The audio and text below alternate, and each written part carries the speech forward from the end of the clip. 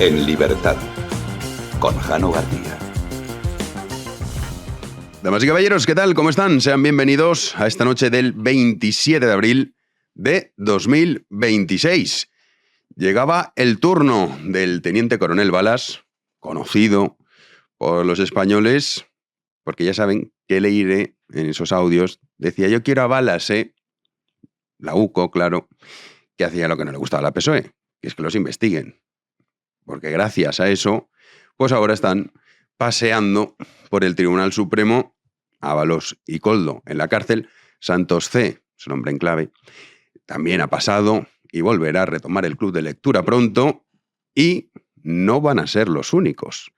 Porque hoy lo que en su declaración el teniente coronel Balas ha dejado claro es, primero, el papel de Ábalos, que tiene que declarar el miércoles. También Koldo.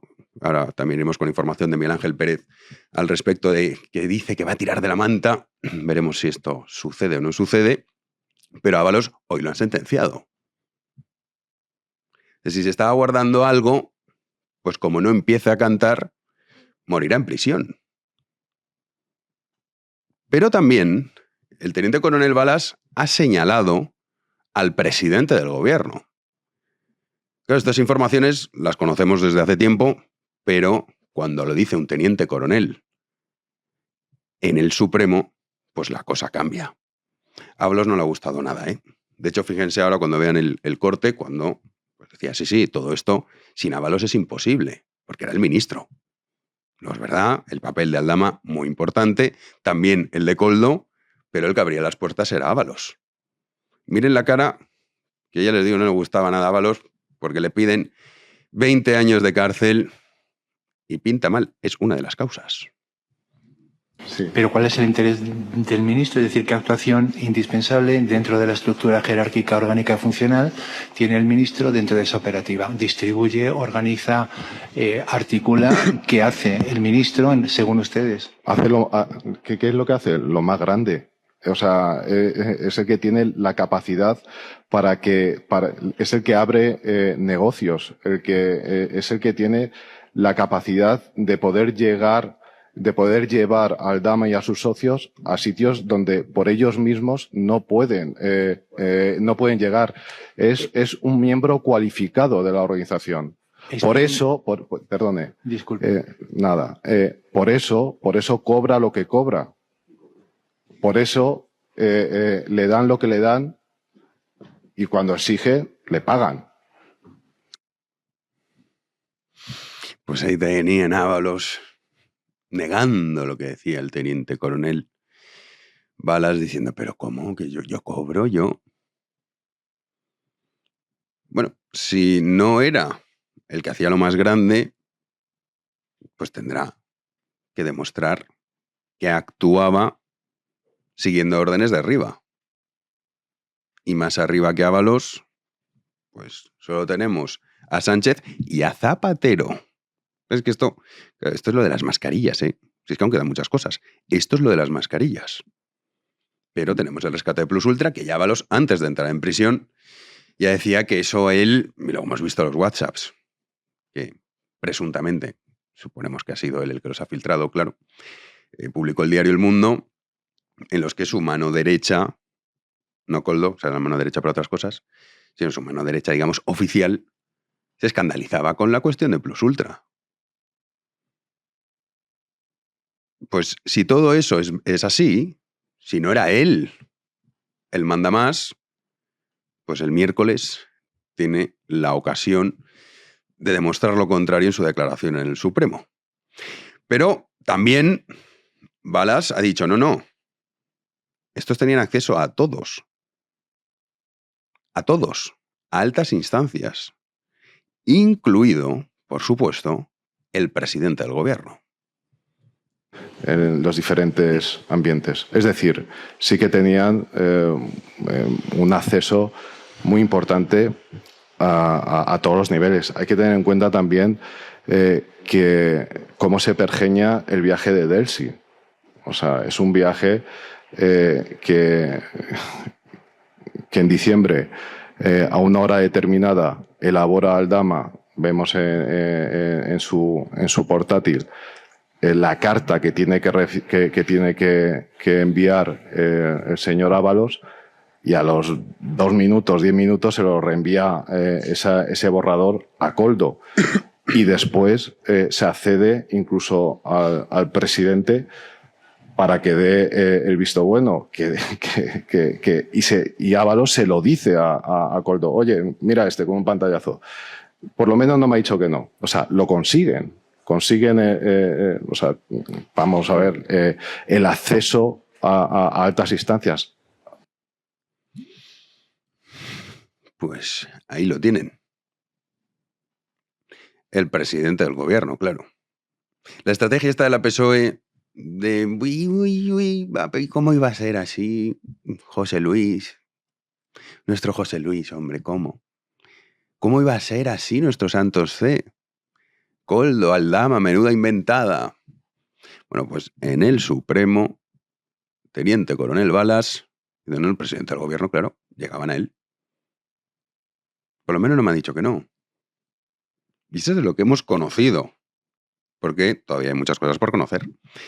Hoy publica Miguel Ángel Pérez, que ya saben que siempre maneja muy buena información en Libertad Digital, que Koldo García, que tiene que aclarar el miércoles, porque claro, el miércoles, ya les adelanto, haremos un directo especial a las 9 de la noche, será un programa en directo que haremos con, en fin, por la razón evidente, y es que declaran Aldama, Koldo y Ábalos el miércoles. O sea, imagínense la que nos espera. Entonces, haremos un directo especial. Y en esa declaración, Koldo, lo que cuenta Miguel Ángel Pérez para Libertad Digital, es que se plantea tirar de la manta contra el presidente del gobierno, contra Pedro Sánchez, durante su declaración. El asesor del exministro de Transportes, ya saben, que declarará este miércoles, todavía no sabemos la hora, también estará Aldama y Ábalos, tiene pensado, sopesando los pros y contras de tirar de la manta contra el presidente del gobierno.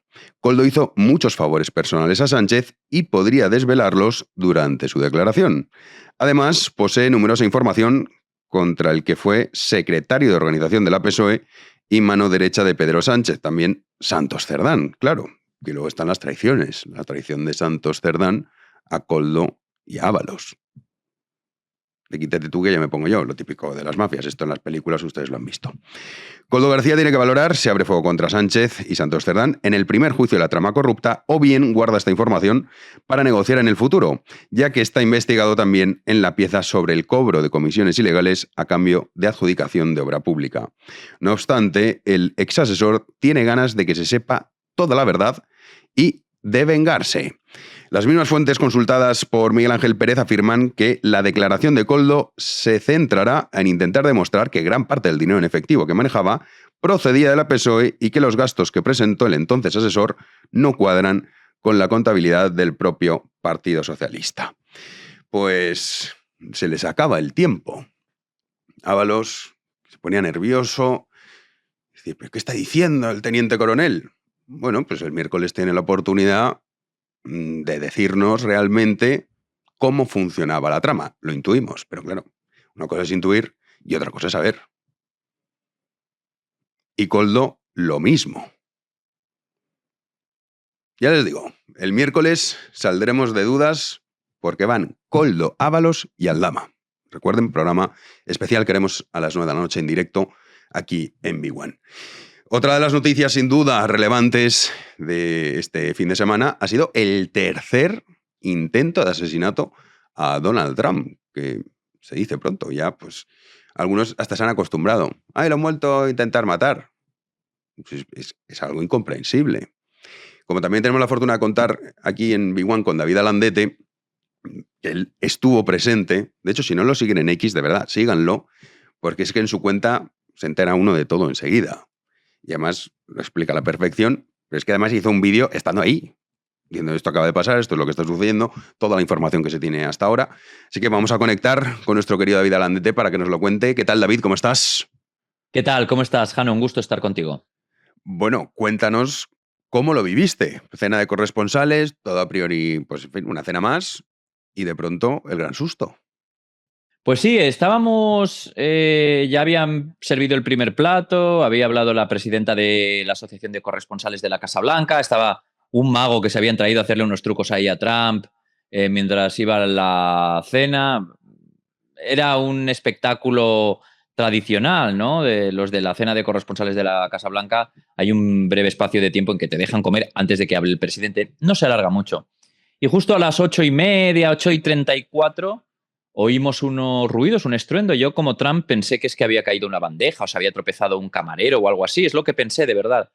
Pero no, lo que pasó claramente es que este tipo, Thomas Cole Allen, entró con un rifle, con pistolas, con un cuchillo, corrió por donde estaban los guardas de seguridad en la entrada y desde allí empezó a disparar y fue reducido.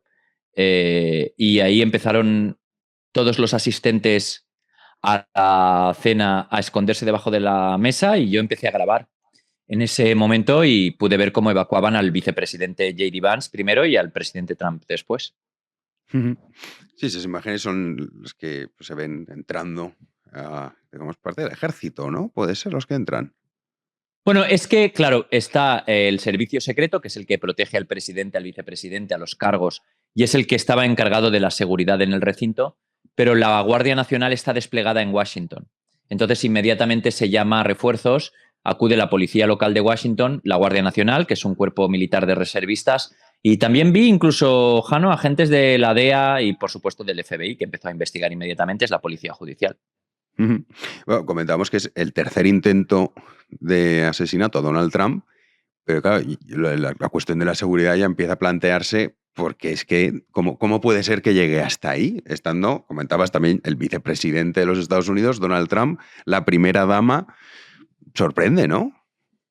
Pues la verdad sorprende lo mal organizado que estaba todo. El hecho de que yo entré por la alfombra roja al principio y pude acercarme al secretario de Estado, Marco Rubio, y al de Defensa, Pete Hegseth, y estaban cerca, al lado de donde yo estaba, y pude llegar hasta ellos, Jano, sin haber pasado un solo detector de metales. O sea, yo podía haber ido armado y haber tenido a Marco Rubio aquí. Sí, lo subiste en X. Hecho, en X lo subiste, sí. Dijiste, además que se vea, lo tienes a 1 metro. Se lo dije a la jefa de prensa, Laura Ortiz, de Marco Rubio, y se lo llevaron inmediatamente, porque era una zona no segura. Y después pasamos, y también la otra cosa es que a ti te dan la tarjetita, que es la entrada a la cena, pero puede ser una fotocopia, nadie lo examina, no viene tu nombre, puede robármela a alguien o fotocopiarla y entrar. Y está claro que había detectores de metales y tal, pero alguien podría haber escondido en el interior algo, ¿no? Algún arma, alguna cosa. Y si este tipo se dice, no, es que estaba en otra planta, estaba en una zona más elevada, pero si hubiera corrido un poco más, hubiera logrado entrar haciéndose pasar por lo que fuera, y hubiera escondido un arma antes, podría haber provocado una verdadera masacre. Iba armado como para ello. Sí, de hecho, ahí, corrígeme, ¿2 heridos? ¿O 1? Está herido el policía, uno de los policías del servicio secreto, que recibió una herida de bala en el pecho, y yo creo que es el único. El otro es él, que cuando fue reducido fue herido y fue ingresado en un hospital.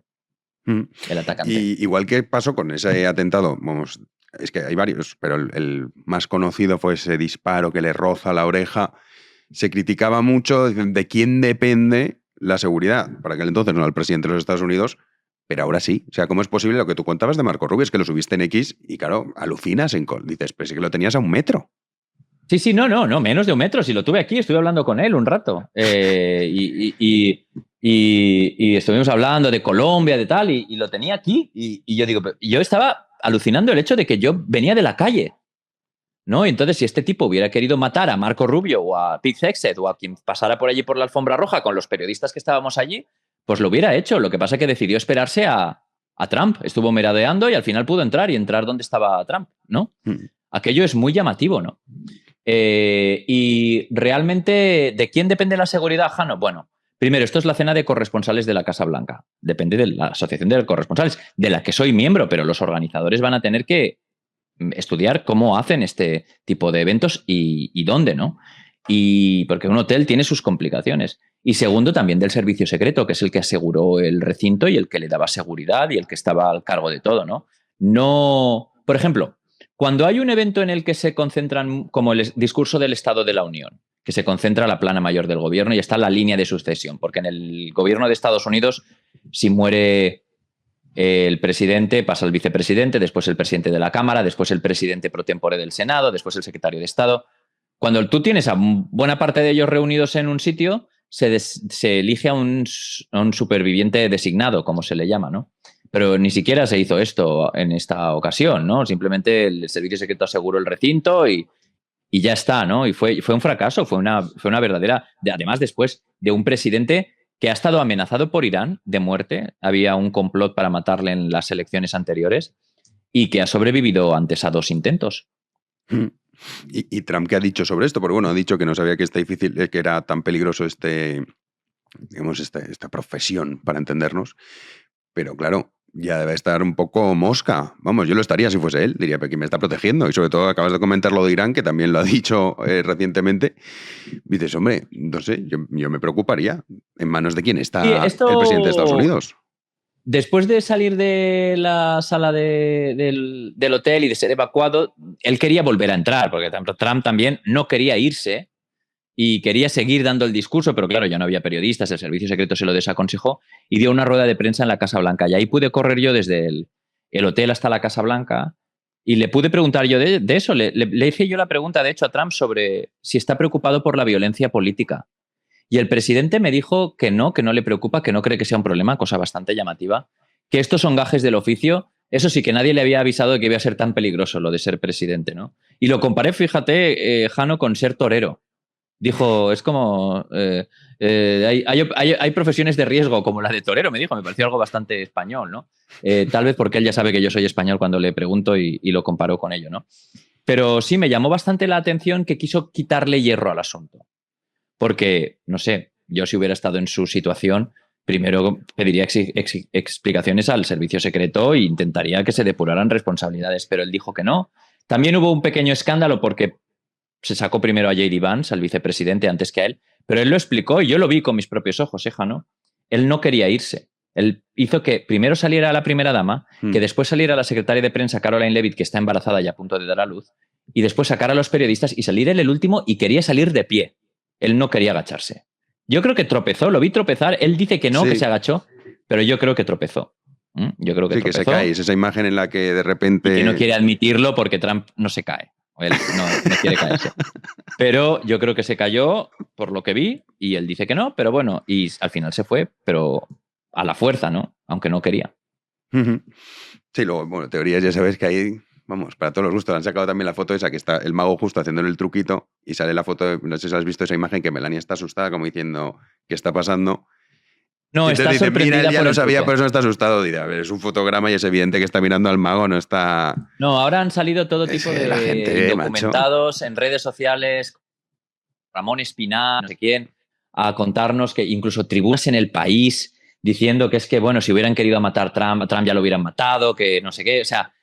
Estamos en una degradación absoluta del discurso público y de las opiniones y de lo que se publica y lo que se dice, que realmente es penoso y lamentable, ¿no? Y que da pena que estemos en manos de políticos, periodistas, analistas de este nivel, cuando yo estaba allí dentro y te puedo decir que fueron momentos de mucha angustia y se evitó una masacre, ¿no? Porque estamos hablando de los fallos de seguridad, pero también es cierto que al fin y al cabo el servicio secreto impidió que se matara a nadie y un agente del servicio secreto está herido.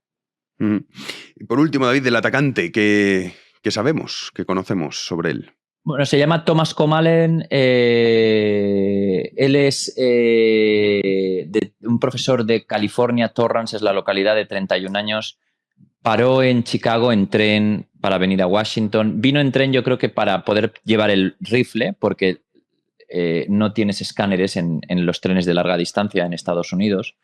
Se alojó en el Hilton, estuvo en el Hilton, el hotel donde fue la cena antes, y dejó un manifiesto, pues, una locura de manifiesto, hablando de, no sé, de cosas absurdas como de perdigones y de que era un asesino federal, bueno, cosas, un demente, un loco que no había hecho saltar las alarmas que como tantos en Estados Unidos tuvo la posibilidad, la ocasión de comprar armas, ¿no? Entonces, bueno, ha pasado ya a disposición judicial desde este lunes y se espera que se le pida la pena de muerte, que es legal ahora gracias a una decisión de Trump a nivel federal, y además Trump ha autorizado que la pena de muerte sea no solo por inyección, sino también por pelotón de fusilamiento, que esto ha vuelto ahora con el mandato de Trump y es probable que se lo leí pida. hace unos días, fue esto, ¿no? Del pelotón de fusilamiento. Sí, lo ha recuperado, una cosa bastante llamativa, la verdad. Sí. Bueno, pues estaremos pendientes, te seguimos en X, que hay, yo me enteré por ti. Entré en X y veo... Tuve que salir, Jano, porque no había cobertura. No había cobertura en el salón así que tuve que salir corriendo, empezar a hacer... Y cuando Trump quería volver a acabar el discurso, dije, bueno, ahora me he salido y ya no voy a poder volver a entrar, pero al final fuimos a la Casa Blanca y ahí ya pudimos hablar con Trump.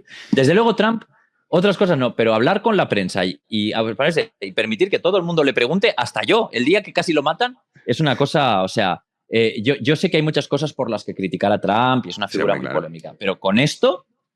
me parece que debería ser el referente de todos los presidentes, la capacidad que tiene de exponerse, hablar, ser transparente y sí, es que es el presidente más transparente que yo he visto nunca, jamás. Sí, esto me lo contabas desde hace tiempo. Decías, es que Trump es la diferencia que mira aquí.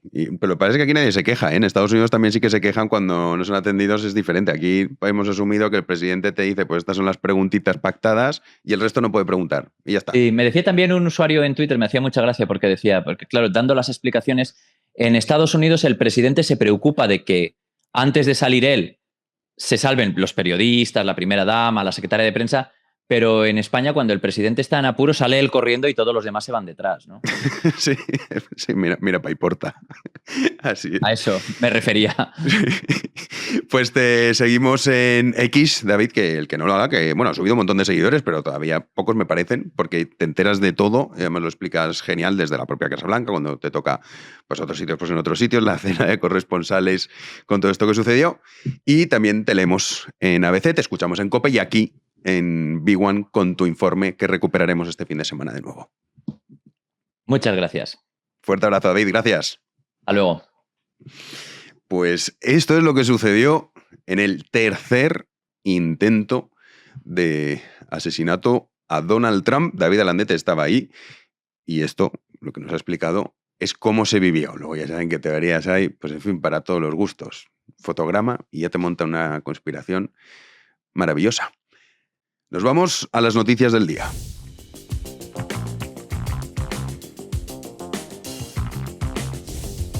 Recibimos una semana más a Juan Andrés Ruber. ¿Qué tal, Juanín? ¿Qué tal, Jano? Muy buenas noches, ¿cómo estamos? Pues mejor que Ábalos. Bueno, la verdad es que viendo las caras, sobre todo, bueno, la de Koldo, yo creo que Koldo está un poco más fastidiado, ¿no? Físicamente, que Ábalos también está consumido, pero, sí. Pero veo... Es que Koldo se ha dejado un look náufrago. Sí, entre náufrago y leñador, ¿no? O sea, está un poco un híbrido, ¿no? Entre esos dos. Un híbrido, pero eso no le va a librar, claro. Ahora no, en absoluto. No sé si pretende mostrar una apariencia, no sé, para dar pena o algo así, pero me parece que no va a encajar esa estrategia. No, y Ábalos, claro, el miércoles tenemos programa va a ser especial. Día grande, ¿eh? El miércoles escuchar la declaración de los tres, además, ¿no? Porque declaran Ábalos, Koldo y Víctor Aldama. Sí, los tres. Y amenaza Koldo con... Pues, ¿a qué tiro de la manta? Pues a ver, y si no, pues 20 años para adentro. ¿Cuánto tiempo llevamos escuchando lo de que van a tirar de la manta? Sí, pero claro, después de escuchar yo al teniente coronel, yo soy Ábalos y mía de aquí, no me libro ya seguro. No, ha sido muy interesante el testimonio del teniente coronel Balas. Sí. Así que, bueno, el miércoles lo contaremos, pero... Es lunes y también empieza a ser ya habitual lunes de encuestas. Sí, quedan 3 semanas escasas ya para esas elecciones en Andalucía. Veremos lo que pasa, Jano. De entrada, pues vamos a repasar lo que ha dado de sí la última encuesta que hemos conocido, en este caso de Target Point, para el debate que otorga a Moreno Bonilla un balanceo entre los 55 y los 56 escaños, con un porcentaje de voto del 42,8% de los votos. Vamos a ver cómo quedaría ese cuadro de intención en pantalla, intención de voto. La mayoría absoluta está ahora en 55 escaños, con lo cual estaría ahí en el límite el Partido Popular. También atisba, y esto es lo realmente sorprendente, una leve mejoría de 4 décimas el PSOE de María Jesús Montero respecto al mes de marzo. Aún así, pues la exmujer más poderosa de la historia de la democracia, pues sigue empeorando los 30 escaños de Juan Espadas en 2022 y se queda en esa horquilla entre los 26 y 28. Vox, por su parte, retrocede en el último mes y en el sondeo pues obtiene entre 17 y 18 diputados. Ahí lo ven en pantalla frente a los 14 de esta legislatura. Por Andalucía, con Antonio Maillo como candidato, pues crece un poquito tras ese acuerdo in extremis para integrar a Podemos con entre 5 y 6 diputados. Y Andalucía Adelante firma entre 3 y 4 diputados. Ese sería el sondeo. Jano, no 3 sé. semanas. Sí. Que está... Hay mucho en juego, claro. Pues supongamos que revalida mayoría absoluta Juanma Moreno, sería una cosa muy extraña viendo lo que ha pasado en otras elecciones. Vox no parece que va a llegar a ese 18-19%. Se quedaría en las puertas, sí. Y esta que le da mucho mejor número. O sea, hay otras encuestas que a Vox le dan entre un 12, un 14... Bien, hay mucho en juego en las elecciones andaluzas y luego el batacazo de María Jesús Montero a ver si consigue sacar el peor resultado de la historia de la PSOE. Lo que me sorprende es esa leve mejoría, pese al batacazo histórico que se va a pegar. No sé, debe haber sido ese meeting de pre-campaña con Pedro Sánchez este fin de semana. No lo sé. Ahora cuando empiece la campaña de verdad vamos a alucinar. Pero bueno, también tenemos, hablábamos antes del Supremo, está el caso Kitchen. Y hoy le ha tocado a uno de los personajes más siniestros que ha pasado por la política española, en este caso Soraya Sáenz de Santamaría. Sí, señor. ¿Por qué de los más curiosidad? Hombre, estoy de acuerdo contigo. Primero, La Sexta existe por ella. O sea, ¿esto es así? Dijo, sí. No, vamos a rescatar esto, no te preocupes. Luego, su compadreo con el secesionismo, ¿te acuerdas? Que le faltaba morrearse con Junqueras, se llevaban fenomenal, todo estupendo. Yo estoy al cargo de esto. Es de estas personas, además, traidora, como a Rita Barberá, que fue de las que la apuñaló. Por ejemplo, que luego la reivindicó en las primarias aquellas que ganó Pablo Casado. Luego, cuando ya no estaba. Y el rescate a Prisa, que de hecho fue muy sonado en aquella época, que los editoriales atizaban al gobierno, digamos, en abstracto, a Mariano Rajoy, pero ni una sola crítica a Soraya Sáenz de Santamaría. Personaje, pero siniestro. Era para ver si coincidíamos en la crítica. Y seguro que algún espectador con un criterio dice, y os estáis dejando, y seguro que nos estamos dejando. Muy probablemente, sí. Aparte, a mí, ese tono de estar regañándote constantemente, yo me acuerdo en las sesiones de control y demás, era como... Muy cargante el personaje. Pues bueno, hoy ha declarado la ex vicepresidenta del gobierno, ha comparecido este lunes ante la Audiencia Nacional como testigo en el marco del caso Kitchen, la investigación sobre esa presunta operación del Ministerio del Interior para sustraer información sensible al ex tesorero del partido por aquel entonces, Luis Bárcenas. En su declaración, la actual miembro del Consejo de Estado ha señalado que tras el estallido del caso no se adoptó ningún seguimiento especial en la Moncloa. Ha apuntado que el entonces presidente del gobierno, Mariano Rajoy, pues no se interesó acerca de esa operación, la operación Kitchen, y en este contexto, Sáenz de Santamaría ha relatado que nunca tuvo ninguna estrategia de ningún tipo sobre la trama Gürtel. Vamos a rescatar uno de esos momentos en los que Sáenz de Santamaría pues negaba cualquier conocimiento sobre esta operación, como decimos. La escuchamos. ¿Usted recuerda esta información? Yo no recuerdo esa información. Yo no tengo ninguna constancia de esa operación durante mi época de gobierno. No, pero no le pregunto tanto por la existencia de la operación, sino por las informaciones en relación con esta posible operación. Pues mire, no lo recuerdo. Si salieron públicamente las leería, pero no las recuerdo en este momento. Si en ese no recuerdo también está la posibilidad de que alguien le manifestara desde el Ministerio del Interior sobre la veracidad o no de determinadas informaciones, bien a través suyo, bien a través de la Secretaría de Estado de Comunicación. No tengo ningún recuerdo al respecto. Bueno, pues no tengo ningún recuerdo, no sé nada. Esa ha sido su declaración. En la línea. También se esperaba esto. No, claro, obviamente. No iba a decir, sí, estaba completamente al tanto de esa operación que estaba llevando a cabo el Ministerio del Interior. Pues no, obviamente. Bueno, a ver si aquí que caigan todos los que tienen que caer. No, evidentemente, porque es una operación, de probarse, es una operación muy grave. Y tanto que lo es. Muy grave. Estás utilizando todo el aparato del Ministerio del Interior con la policía y demás para espiar en ese momento al que fue tesorero del partido. Pues sí, estaremos pendientes también de qué es lo que sucede ahí. Y, oye, esto, Jordi Pujol, es una cosa espectacular. Por mucho que tenga 95 años, es increíble que este hombre vaya a salir de rositas con todo, con todo lo que han robado a manos armadas. Sí, no va a pisar la cárcel. No. Y sí, es una cosa... Muchos se preguntan, ¿qué tendrá Jordi Pujol? Porque parece, pues, vamos, intocable. Uh-huh. Vamos a repasar. Sí, a ver, quizá lo tenga más complicado su hijo, en este caso, que el tema de la edad pues ahí no le va a librar, en este caso, pero sí a su padre. Su padre con 95 años, pues han dicho que esto es todo.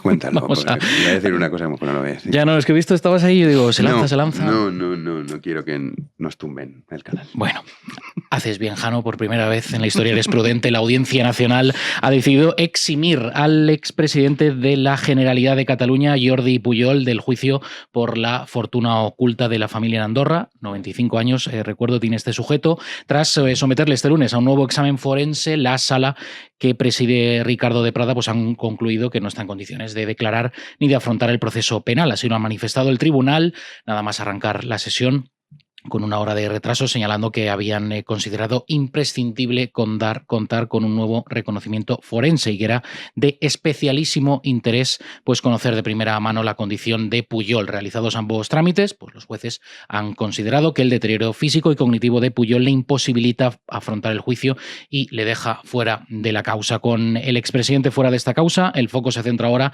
en el resto de acusados que han empezado a declarar a partir de este lunes hasta el miércoles pasado mañana. Quien se enfrenta, lo que decía al principio, a una pena más elevada es Jordi Pujol Ferrusola. La Fiscalía pide 29 años de prisión, 29, por presuntos delitos de asociación ilícita, falsedad documental, blanqueo de capitales, frustración de la ejecución y delitos fiscales. Bueno, a ver si por lo menos el niño sí que va, porque... No me acuerdo cuando salió de la colección de coches de lujo antiguos, ¿te acuerdas? Es verdad. Tenía ahí una ristra de coches que, en fin, necesitas ahí un parking grande. Sí. Hablando de artículos de lujo, nuestros productos de Freedom Collection. Por supuesto. Además, mucho más lujosos y seguro que no se meten en líos nuestros socios, los que quieran comprar en nuestra tienda, que además, pues, Jano, ahora estamos en plena primavera, que en fin, ya el calor parece se está instalando en España y para ello, pues, tenemos ofertas días de primavera. Hasta un 60% de descuento en artículos seleccionados y además en todos nuestros artículos parten de un 20% de descuento. O sea que imagínate. Días de primavera 20% y algunos hasta el 60%. Algunos hasta el 60%. O sea que, pues sí. Bueno, para el que tenga calor, para el que quiera lucir, pues ahora que llega la feria de San Isidro, por ejemplo, una camiseta de Morante, aunque no vaya a torear, pero para dar apoyo moral al gran defensor y el número 1 de la fiesta nacional, Jano, pues la puede llevar ahora en Madrid. Hay 35 tipos de camisetas, o sea que... Porque a lo mejor alguno no va a los toros. Bueno, entonces, pues puedes seleccionar. Hay de todo. Hay 34 diseños más. O sea que sí, ahora ya con el calor... Yo hoy me he puesto la de Faith of Fear para ir al gimnasio. Ah, muy bien. Sí. Yo la Lucila del Imperio Español el sábado por la tarde. Muy bien. Es que esa es molona. Sí. Pues nada. Más pues que molona. Además, la gente se quedaba mirando. Sí, ¿verdad? No solo por el modelo, que era yo, sino por la camiseta. Y a mí ya me han preguntado en el gimnasio 2 veces, oye, ¿dónde es esta camiseta? No son seguidores del programa, claro. Afortunadamente, porque imagínate qué ridículo yo en el gimnasio. Pero sí, ya ¿Sabes qué me pasó a mí en el gimnasio? A veces me pongo la de la UCO y de esa sí que no me han preguntado absolutamente nada. Yo digo, hacen bien, porque igual pueden sospechar, ¿no? Digo, joder, a ver, este tío que... Pero bueno, no soy de la UCO, pero bueno, de vez en cuando me pongo... ¿Quién sabe? Estoy jugando al despiste, Jano, falso 9, ya lo sabes. freedomcollection.es, ya saben, días de primavera y también ofertas flash. Nos vamos a la tertulia. Damos ya la bienvenida a Luca Costantini. ¿Qué tal? ¿Qué tal? Muy buenas. ¿Todo bien? Todo muy bien. De primavera, bien, por fin. Sí. Esperando la primavera, o sea, parece que ha llegado, así que bien. Y parece que se va a quedar. Se va a quedar, en Madrid se convertirá en verano dentro de 6 días. Pero bueno, pero bien, vamos en el buen momento del año, vamos. No puedo decir lo mismo el personaje de tu libro. Pues el personaje, la verdad que ya ha pasado unas cuantas primaveras. O sea, es que, que parecía que cuando empezó todo, que era octubre del 2024, parecía que iba a ser algo rápido y tal. En cambio, pues estamos... ¿Cuánto ha pasado? ¿1 año y medio? Todavía tiene que haber juicio, a ver si hay juicio. O sea que, en fin, quizás se va librando. Mientras tanto ha engordado un pelín, pero bueno. Ya, bueno, pues eso es también, yo creo, fruto de lo que está viviendo, ¿no? Pues supongo que algo de tensión tiene que haber ahí. En fin. Es que lo comentábamos antes de empezar, esto es el karma por 1000. O sea, la toca la más zumbada de toda España y está procesado. Es que es delirante, es para flipar, ¿eh? Sí, pero hay que ver cómo, ahora hablando, digamos, en términos jurídicos, cómo termina, ¿no? Porque, o sea, Ha cambiado de abogado 3 veces, la denunciante. Lo último que no quería declarar ante el juez. O sea, había un momento que parecía que el juez le estaba dando a ella cierta credibilidad. O sea, el argumento del juez era: tenemos que ir a juicio porque, a pesar de todo, el imputado, el investigado, no ha aclarado, digamos, que no haya cometido algo malo.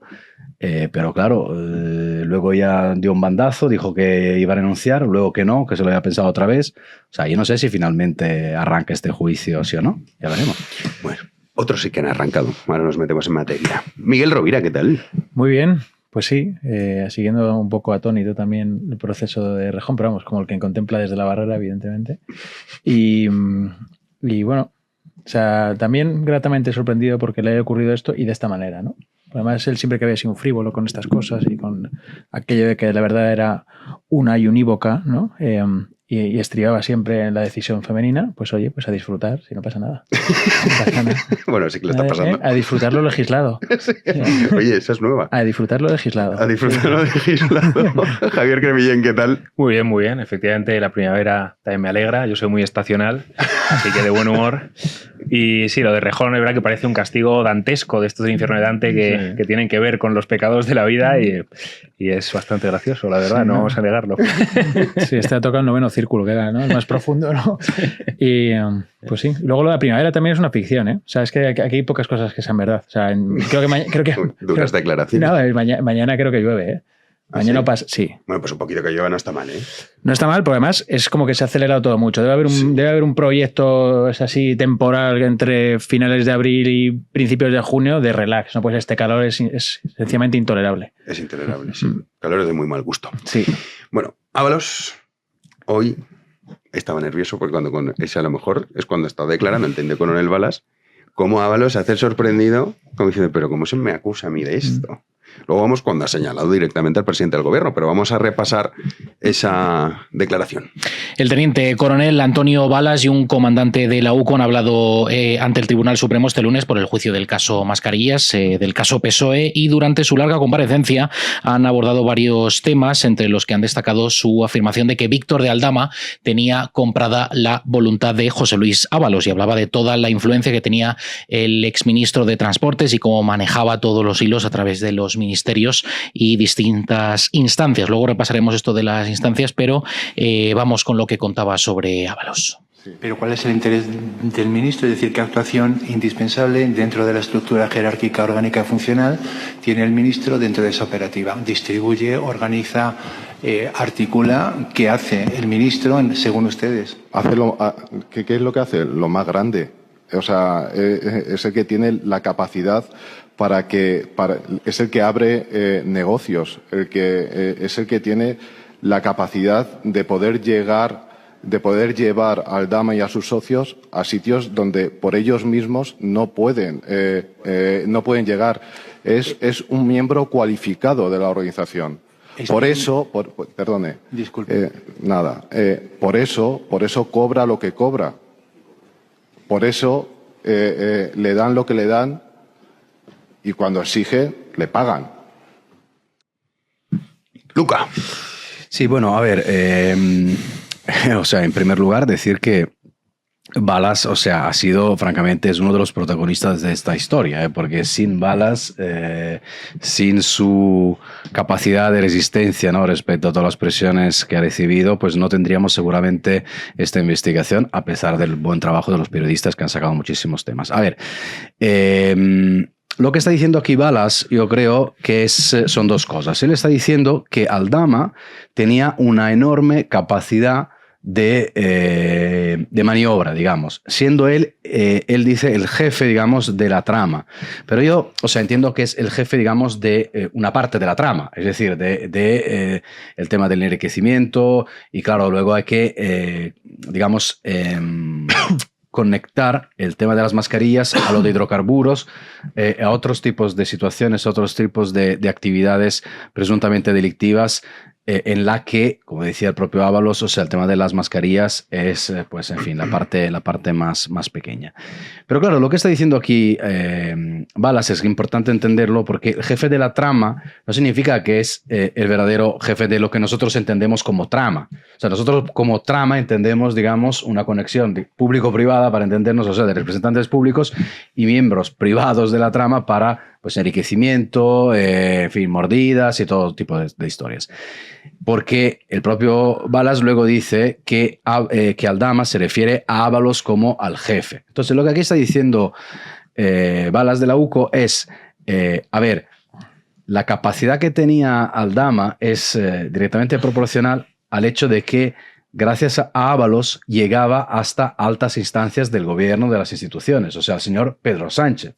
Pero claro, por lo tanto yo creo que ya tenemos no un jefe de la trama, o sea, ya tenemos por lo menos dos, es decir, Aldama y Ábalos, y posiblemente pues un tercero involucrado, que es el presidente Pedro Sánchez. Vamos a ver, a mí lo que a mí me llama la atención es que en ese tipo de situaciones sí Balas, es decir, la UCO, que hace la investigación más a fondo de este asunto, habla delante de los jueces y le dice que menciona al presidente, como mínimo es que se debería esperar, pues mira, que el presidente se le llame a declarar, o por lo menos que se contemple la posibilidad de que tenga que declarar como testigo. Pero luego ya sé que si estuviera aquí Lupe diría ya, pero que al fin y al cabo no puede no hacerlo. Tal. Pero bueno, quería Lupe que precisamente está trabajando, por eso hoy no está con nosotros. Perfecto. Eso en parte. Luego hay otro detalle que yo creo que se ha perdido totalmente en esta investigación. Y esto está escrito en negro sobre blanco, que es uno de los libros de las memorias de Pablo Iglesias, creo que se llama Verdades a la cara. Es un libro, o sea, donde Iglesias, que fue entonces, era el vicepresidente del gobierno segundo, él dice que él se entera de que Delcy va a llegar a Madrid por sus fuentes en Venezuela, en América Latina, y que lo primero que hace es llamar a Pedro Sánchez, y decirle, oye, que me han informado que Delcy está rumbo a Madrid, para que lo sepas. Y Iglesias dice que Sánchez le contesta diciendo, tú no te preocupes, tranquilo. En plan, yo sí ya lo sé, no, en fin, no te preocupes, tranquilo. Entonces, claro, yo digamos que en la batería de personas que llamaría a declarar, pues también estarían miembros del gobierno, de aquel gobierno, de área de Podemos, en plan, oiga, ¿ustedes sabían que iba a llegar Delcy, por ejemplo?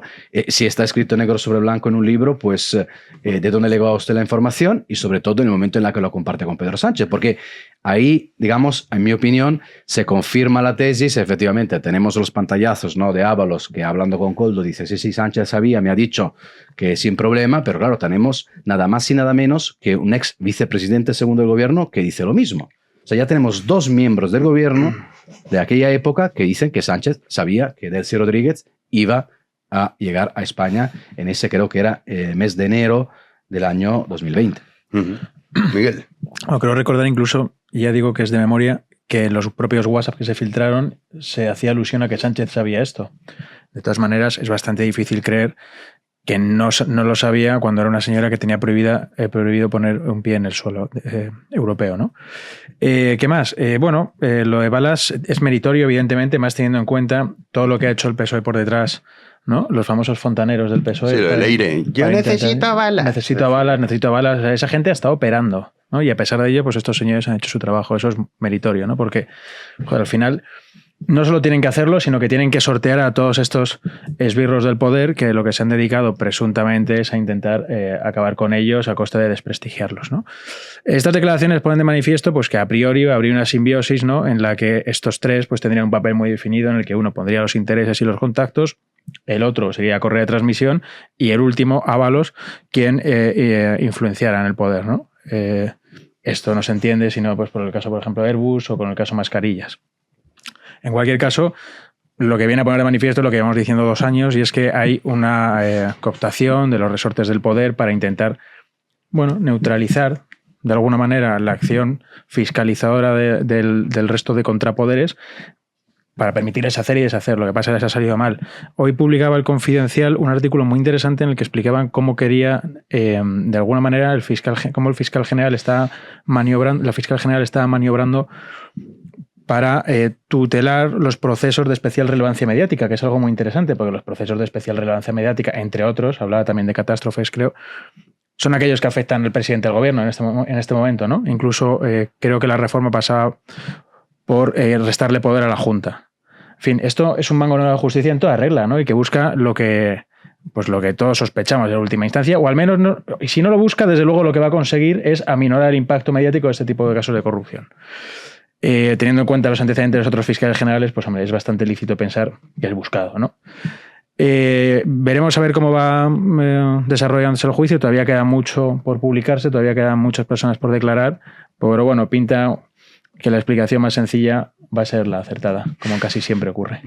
Crevi. Sí, justo lo que ha dicho el teniente coronel Balas, de que estos tenían acceso a las altas instancias, en el fondo es una obviedad, ¿no? Porque un ministro del gobierno, pues obviamente tiene acceso a altas instancias y toda la trama, o sea, es imposible operar sin que altas instancias, sin que el presidente se entere y sin que toda la gente que está alrededor se entere de lo que estás haciendo. Pero es muy valioso que esto se diga en sede judicial y hay que poner en valor a esta persona, ¿no? A este teniente coronel, como decía Luca, y a la Guardia Civil, porque la verdad es que tanto la Guardia Civil, la UCO y la justicia son la última columna, la última fila del Estado de Derecho, ¿no? Y creo que en España ya cundía, bueno, sigue cundiendo, ¿no? Pero cundía mucho desánimo de ver la impunidad de esta gente, ¿no? De cómo hacían y deshacían, y ya pues poco a poco se va viendo que pues hay gente que se enfrenta a ellos, ¿no? Y que no les tiene miedo y que no han conseguido colonizar todo, ¿no? Entonces, bueno, hay que esperar a que sigan saliendo cosas, pero por ahora, pues solo queda encumbrar y agradecer a la Guardia Civil, queda el Duque de Ahumada reivindicado, patriota histórico, porque es verdad que es así, o sea, España está siendo rehén, somos rehenes de esta gente, ¿no? De Sánchez. Lo que ha pasado con la regulación es eso, o sea, es un país que es rehén de un tío que hace y deshace y que va a cambiar la demografía de un país radicalmente y drásticamente y va a cambiar, por lo tanto, la historia de un país y de un modo que es muy difícil de revertir. Y España somos rehenes, o sea, es que no podemos hacer nada, ¿no? Estamos como verdaderamente, sí, como secuestrados por este tipo, ¿no? Entonces, bueno, pues hay gente que de algún modo, o sea, todavía queda derecho en este país, ¿no? Y queda todavía instituciones que no han sido totalmente colonizadas y yo creo que esto hay que ponerlo en valor y agradecerlo. Bueno, yo tengo interés para ver mañana el enfoque de los medios de comunicación, bueno, también esta noche, quiero decir, para saber con un poco de tiempo cómo enfocan toda la declaración de Balas, porque en mi opinión es evidentemente la declaración más importante a la espera de que hablen pues, los protagonistas de la película, o sea, Koldo, Ábalos y Aldama, ¿no? Que va a hacer también esta semana. El problema yo creo que, o sea, en las declaraciones de hoy de Balas hay un punto que puede ser contradictorio, o sea, que se puede malinterpretar, que es lo que estaba comentando antes, pero lo repito, o sea, la idea de que él casi apunta a dos cúspides, o sea, a dos jefes de trama. Por un lado, el señor Aldama y por el otro Ábalos. Entonces, claro, a nivel informativo tú te puedes quedar con la idea, dependiendo de cómo lo quieras ver, decir, has visto al final el jefe de la Guardia Civil, lo que está diciendo, de la UCO, lo que está diciendo es que en realidad quien mandaba, el jefe de toda la trama es Aldama y por lo tanto Ábalos y Koldo eran de alguna manera piezas o peones de este señor que estaba intentando pues hacer sus maniobras. Yo creo que Balas, más allá de llamar a colación al presidente, que es un tema ya mayor, muy importante, pero que luego lo vamos quizá a tocar, pero el tema de que diga que Aldama era una figura muy importante en la trama es algo muy relevante. Y lo digo porque la semana pasada en Libertad Digital se publicó una información muy interesante, que era que la Fiscalía General del Estado estaba intentando frenar todo lo que eran los pactos de la Fiscalía Anticorrupción, del fiscal Luzón, con Aldama, intentando, digamos, más o menos manchar la imagen, la credibilidad de Aldama, ¿vale? Y eso es un elemento muy importante, porque el fiscal Luzón ya con Aldama ha hecho, digamos, unos pactos, y sobre estos pactos, pues va a ser muy difícil revertirlos, pero podría haber más pactos. Es decir, pensamos que Aldama no tiene un as en la manga para la declaración del miércoles, creo que es el miércoles, lo dudo. O sea, evidentemente en la estrategia de Aldama está en este momento no haber soltado todo el material que él pueda tener para ver reducir su condena, ¿no? Entonces, quiero decir que todavía le debe quedar algo que contar. Y la Fiscalía General del Estado, que sabemos todos, digamos, para quién trabaja, ¿qué está intentando? Pues frenar más concesiones, más pactos con Aldama. Entonces, si Balas... Yo creo que a veces los juicios lo tenemos que entender no tanto por lo que se dice, sino por lo que no se dice, o sea, las indirectas, ¿vale? Si Balas está diciendo que Aldama lo eleva a rango de jefe, lo que está transmitiendo a los jueces es, ojo que todo lo que Aldama pueda contar, aunque sea para obtener un beneficio personal en ese ámbito, tiene muchísima credibilidad. O sea, esto es algo, en términos de este juicio, yo creo que hay que subrayar. Sí, de hecho, es que es verdad que ha habido un momento que parecía como que Aldama era el manda más, pero luego es verdad que ese corte, si lo sacas tal cual, parece que está diciendo eso, luego si escuchas toda la declaración, se da a entender que no, que era Ábalos, pero que es verdad que Aldama, esto, menuda inventada empezó. Acordaros de Aldama. Decían, ese señor, Reyes Maroto. Y, uy, qué fácil es calumniar en este país, es que no hay derecho. ¿Os acordáis? Bueno, una voz más desagradable. El propio Ábalos, cuando dijo que todo esto le pillaba de sopetón. Sí. Es que, no, me he quedado estupefacto. Esto me movía los ojitos, esa imagen. Esa reacción es histórica ya. Sí, historia de España. Bueno, y la reacción de hoy cuando... Ha salido poco, o sea, se ha movido poco esa reacción. Pero... Hombre, es que se han movido otras cosas. Yeah. Se han pasado tantas cosas, pero hoy estaba ahí como diciendo, ¿cómo? ¿Cómo dice esto el teniente coronel? Bueno, pues el miércoles, como no empieces a cantar, José Luis, te vas a quedar ahí. Pero, claro, él decía Aldama, el papel fundamental en la trama. Luego, Ábalos, pero también el presidente del gobierno, Juanín. Sí, el teniente coronel Balas, como estamos contando, ha destacado que la trama Koldo tenía acceso directo al presidente del gobierno, Pedro Sánchez, y del poder e influencia también de Ábalos en la trama, mientras las defensas de Koldo y el exministro buscan desacreditar a toda costa a la Guardia Civil, intentando sembrar dudas sobre las pruebas aportadas por los investigadores para restar validez a las mismas, asegurando que estas podrían haber sido manipuladas. Vamos a escuchar esta segunda intervención de interés del teniente coronel Balas esta mañana en su declaración en el Supremo. En los diferentes ambientes. Es decir, sí que tenían un acceso muy importante a todos los niveles. Hay que tener en cuenta también que cómo se pergeña el viaje de Delcy. O sea, es un viaje que en diciembre, a una hora determinada, elabora Aldama. Vemos en su portátil la carta que tiene que enviar el señor Ábalos, y a los 2 minutos, 10 minutos se lo reenvía ese borrador a Koldo. Y después se accede incluso al presidente para que dé el visto bueno. Y Ábalos se lo dice a Koldo. Oye, mira con un pantallazo. Por lo menos no me ha dicho que no. O sea, lo consiguen. Consiguen, o sea, vamos a ver, el acceso a altas instancias. Pues el presidente, Grevi. Sí, con lo que decía Luca de que parece que Aldama sería como el cerebro de toda la operación. Yo lo había entendido más bien como una especie de, bueno, en la expresión oral en un juicio, que siempre pasa, ¿no? Pues cuando uno se va expresando, a mí me pasa mucho que me expreso muy mal, pues parece que uno dice una cosa o que dice la contraria o no pone el énfasis en lo que querría, pero bueno, no había pensado en esto que dices tú, que está como señalando a Aldama como, oye, que este tío, pues eso, sabe de lo que habla, porque me parece muy raro, o sea, lógicamente un ministro de Transportes, ¿no? Y además con el equipo que tiene, no van a ser los peones de Aldama, ¿no? Además se les ve a todos ellos, pues a Koldo, que además ha dejado barbas de profeta, ¿no? Y tiene un aspecto, un nuevo look. Los androcenos, o sea, se les ve a todos que no son gente a la que se les pueda manejar o que sean peones de nadie, ¿no? Sino que están en el ajo, digamos, por lo menos en pie de igualdad, ¿no? El corte un poco señala lo que ya sabíamos, ¿no? Que esto en el fondo permea todo, es un caso del PSOE, ¿no? No es un caso de unos díscolos que están por ahí. Y a raíz de esto me venía a la cabeza unas declaraciones que hizo el Gran Wyoming en una entrevista que le hicieron hace poco, ¿no? Y que el tío comenta que en el caso de Ábalos como que el PSOE no le ha arropado, ¿no? Que sin embargo en la Kitchen sí, o en Gürtel, ¿no? Que en los casos del PP ahí cerraron filas y que hay tal, pero aquí no, ¿no? Aquí pues efectivamente esto es una cosa de un díscolo, de unos tipos que actuaban un poco por su cuenta y nadie se enteraba, y enseguida pues nadie les ha arropado y todos les han renegado de ellos, ¿no? Es verdad que han renegado de ellos cuando ya se ha descubierto todo lo que había pasado, pero no hay que olvidar el gran aplauso que se le dio a Ábalos en el Congreso y las declaraciones de muchos ministros afirmando la honestidad de todos estos personajes. O sea que este acceso a las altas instancias está muy bien que se diga y que se remarque porque es así, porque nadie opera como verso libre, ¿no? Dentro de un partido y dentro de un gobierno y para hacer lo que ellos hicieron. Sí, o sea, a Ábalos y a Santos Cerdán. O sea, no ha sido una cosa aislada, pero vamos, antes de eso estaban los WhatsApps de compadreo entre todos ellos, incluida con la presidenta del Congreso de los Diputados, ¿no?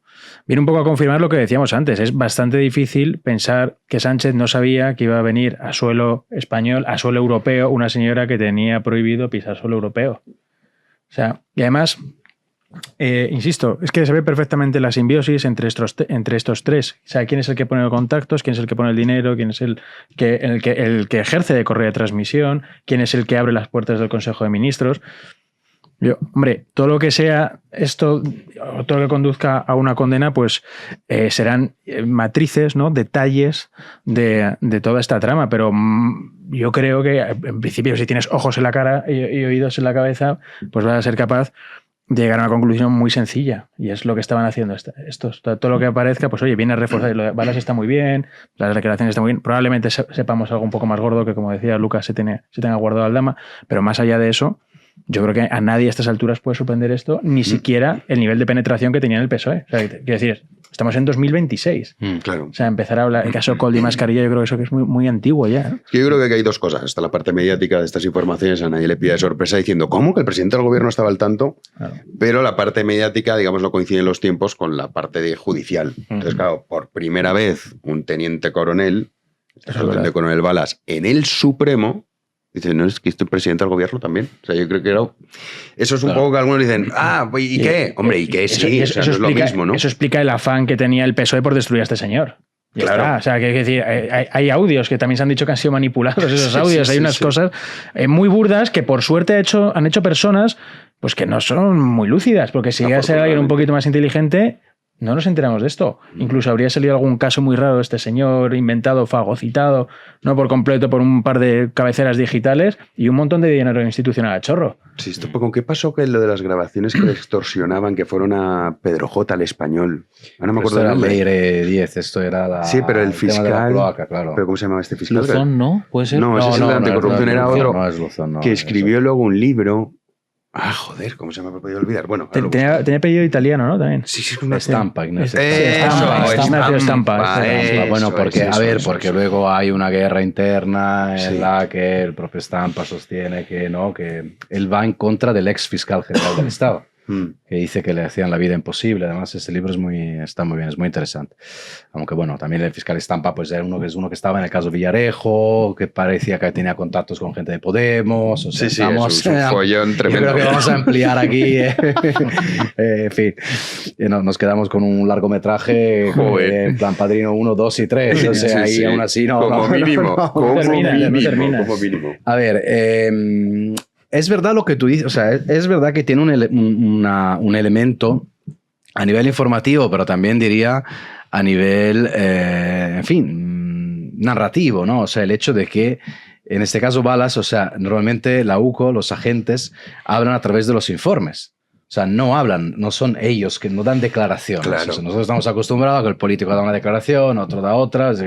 Hasta, bueno, incluso, digamos, los magistrados tienen, de alguna manera, sacan comunicados, hablan más que los agentes de seguridad que tienen sus informes. Entonces, claro, ahora es importante porque, al fin y al cabo, Balas lo va resumiendo. Es decir, bueno, yo os he dado miles y miles de páginas de archivos y tal para que vosotros... O sea, los jueces lo podáis ver, pero os doy también mi opinión. Digamos, resumen un poco la historia y evidentemente pues el hecho de que llame en causa al presidente del gobierno no es algo baladí. Tenemos que recordar que Aldama tenía una agenda y en esa agenda, porque todos ya sabemos que Aldama es la persona que permite que logra el viaje de Delsi.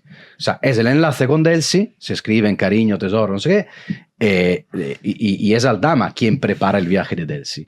Y en este viaje, donde durante 3 o 4 días se alquila un chalet aquí en Madrid, ¿vale? Donde esa Delsi pues, debía tener reuniones con altos representantes del gobierno. Y en esta agenda de Aldama se habla de varios ministros y luego se habla de una sorpresa. O sea, a ver, X ministros más cena con sorpresa. La sorpresa, que nadie piense algo raro, yo francamente creo que la sorpresa puede tener que ver con quien reside en la Moncloa. Es decir, con un encuentro top respecto tal. las cosas pueden encajar en ese sentido. Es decir, toda la operación de Delsi, evidentemente, el presidente del gobierno, que ya tenemos muchos indicios, sabía de esta llegada de Delsi. Ahora, claro, uno se puede preguntar, ya, pero oye, al fin y al cabo, en el caso de las mascarillas, ¿qué tiene que ver Delsi? O sea, el caso de las mascarillas es que estaban investigando, oye, simplemente compra, venta y comisiones en las mascarillas durante la pandemia. Pues tiene que ver el caso de Delsi, porque Delsi, digamos, es de alguna manera el elemento que conecte varias tramas. Porque tenemos el caso de los hidrocarburos. O sea, una vez que enlazan con Delsi y una vez que tienen a través, comprobado, digamos, la capacidad de llegar al gobierno con las mascarillas vía Koldo y Ábalos, de varios contratos, las empresas de soluciones de gestiones y tal, quieren dar el salto. O sea, la trama, en este caso, la trama de Aldama quiere dar un salto, que es hidrocarburos. Hidrocarburos es una trama que se le salía, era miles de millones de euros. O sea, se trataba prácticamente de importar de manera ilegal o paralegal el crudo, digamos, a través de Venezuela y refinarlo en Canarias y a partir de ahí distribuirlo. Para todo lo que es refinarlo, la distribución y todo eso, evidentemente necesitas permisos ministeriales. Entonces, una vez digamos que la trama que quería hidrocarburos demuestra, comprueba que Ábalos sí es de fiar, que Ábalos Koldo son de fiar porque ya les han hecho gestiones con el tema de las mascarillas, dicen, pues ahora vamos a dar un salto. Entonces, volvemos a Delsi.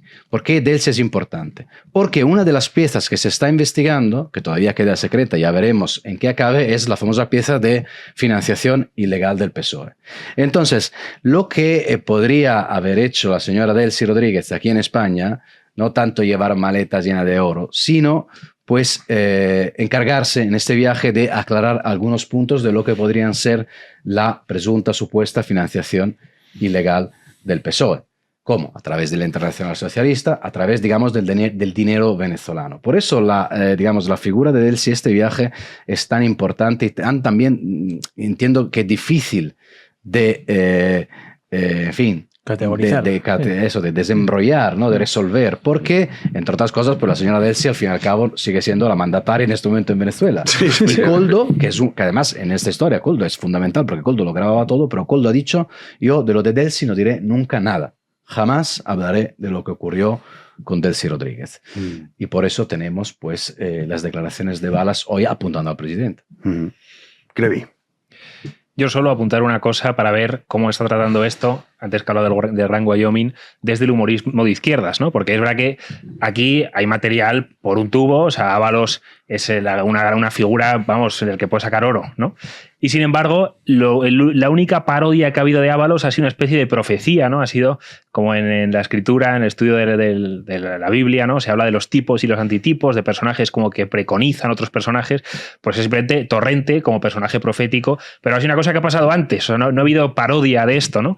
Y sin embargo, con lo que he hablado del Gran Wyoming, si no se vete a ver eso, no es que yo lo haya visto, pero de vez en cuando me aparecen cortes pues en Twitter que alguien sube ahí para reírse y tal. Claro, ese programa, sale ahí pues el Wyoming y el otro vestidos como de obispo y no sé qué, burlándose y tal, pero ese programa es una especie de Goodbye Lenin para boomers de izquierdas, ¿no? O sea, porque en el fondo viven en un mundo verdaderamente en el que esto no ha sucedido, en el que se habla solo de la Gürtel, de Aznar, de Esperanza Aguirre, de M. Rajoy, o sea, es una especie como de mundo absolutamente paralelo y congelado en el tiempo y en el que hay gente que sigue viviendo ahí. Sí. Y no sé, me parecía como algo para comentar también. Hay un capítulo, además se ha repetido alguna vez, hay un capítulo de Los Simpson que Homer se obsesiona con un bocata. Sí. ¿Os acordáis? El bocata pues pasa por la basura y tal, y al final pues él acaba abrazando ese bocata, ¿no? Pues eso es un poco los chistes de izquierdas, ¿no? O sea, pues hablar de Aznar ahora y de M. Rajoy, pues yo qué sé, chico, igual ha quedado un poco desfasado, ¿no? Pues o sea, puedes reírte y tal, pero el problema que tienen este tipo de humoristas del régimen, humoristas de BOE, es que están tan constreñidos por la política que pierden la gracia, sencillamente. Entonces, por eso se tiran 20 años después, 15 años después, que si M. Rajoy, que si el Prestige, que si la foto de las Azores. No sé, hombre, yo entiendo que tienen su recua, que les hace mucha gracia. Joder, yo supongo que el chiste número 20 ya estará bien, ¿no? Pero bueno, tienes tú una plantilla de gente que se predispone bastante a la sátira, ¿no? Y a la risa, al arquetipo, y sin embargo los estás ignorando. Joder, un poquito de sentido del humor, ¿no? Un poquito de gracialidad, un poquito de juego, pues no. Tenemos. Es que claro, yo es que no lo vi, pues yo no lo he visto, pero vamos, estará guay. Yo me hay que estar hablando de los obispos, ¿no? No sé. Sí, estarán ahí. Pero para él los obispos no son lo de ahora, serán los de Franco. Sí, justo. Tener una imagen de los obispos, ya digo, congelada en el tiempo, una cosa así. Y luego más que los humoristas que salen estos de régimen son siempre los mismos. O sea, no paran de inaugurar programas que fracasan todos estrepitosamente. Ahora en la 2 han abierto nuevos programas con los mismos, la Inés Hernán, el Mar Giró, no sé qué tal. Son siempre los mismos, los acaban llevando a pique porque es que no tienen gracia. Para lo que da. O sea, y acaban abriendo otro programa con los mismos tíos. Parece como que no hay gente, nuevos humoristas de izquierda. Pero que puedan... sobre todo es que es la definición. O sea, la definición del humor, ¿no? Estos que dicen es contra el poderoso. Además, es una retórica de la izquierda, ¿no? El humor tiene que ser hacia arriba siempre, ¿no? Que es una payasada, ¿no? El humor puede ser de muchas formas. Pero el humor tiene que ser hacia arriba. Joder, pues qué mejor forma de hacer humor que contra el poder, ¿no? No, pues son la correa de transmisión del poder que precisamente le pone esos programas. Están ahí para eso. Están ahí pues para hacer tibio todo lo que están haciendo. A mí mi humorista favorito es Ernesto Kaiser. Bueno, es buenísimo, ¿eh? Bueno, ¿sabéis que se levantó del plató de Malas Lenguas, se enfadó con Cintora. Está como una cabra. Es que es buenísimo. Pero es que afortunadamente lo que dice Krevi, no hace falta que veas el programa. Rubén Arrand sí que se los traga enteros. Sí. Pero en este caso lo ves en X. Y es fascinante. Sí, pero hay una cosa que los caracteriza a todos y es que está desfasadísimo, ¿no? O sea, quiero decir, está todo como muy desfasado, ¿no? O sea, es todo demasiado acompasado de la actualidad, de la gracia, incluso de la propia generación, ¿no? Sí, sí. O sea, no sé cuánto, con bocata de Homer, no sé cuánto van a conservarlo ya, no sé cuánto le va a durar. El bocata, ya momento la lechuga se pondrá mala, ¿no? Escuchando el 11M por la guerra de Irak. Y Carrero Blanco, el primer astronauta español, que también es la última broma de la izquierda, que es cuando la CIA hizo una operación contra la soberanía nacional. Sí, la gran broma de la izquierda. El paroxismo del humor es desnuclearizar España a través de la CIA y ETA. Bueno, pues no sé, chico. Vamos otra vez con Koldo, porque habéis hablado de Koldo. No os desviéis del tema, chicos, por favor. Que amenaza, hablaba antes Luca Libertad Digital, Miguel Ángel Pérez, cuenta que amenaza el miércoles con tirar de la manta. Esto no es novedad, pero el momento se acerca. O sea. Yo quiero verlo eso, Jano, de todas formas. Koldo García se plantea tirar de la manta contra el presidente del gobierno, Pedro Sánchez, durante su declaración como acusado en el juicio de la trama Koldo.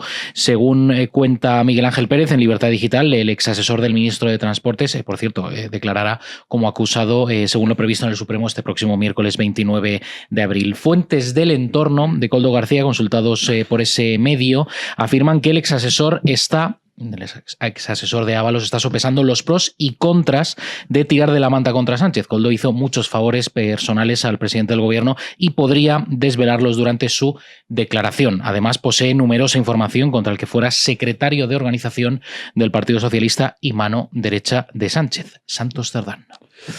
Super Santos. Ya hace tiempo para tirar de la manta, ¿no? Como decimos antes, ya empieza el calor.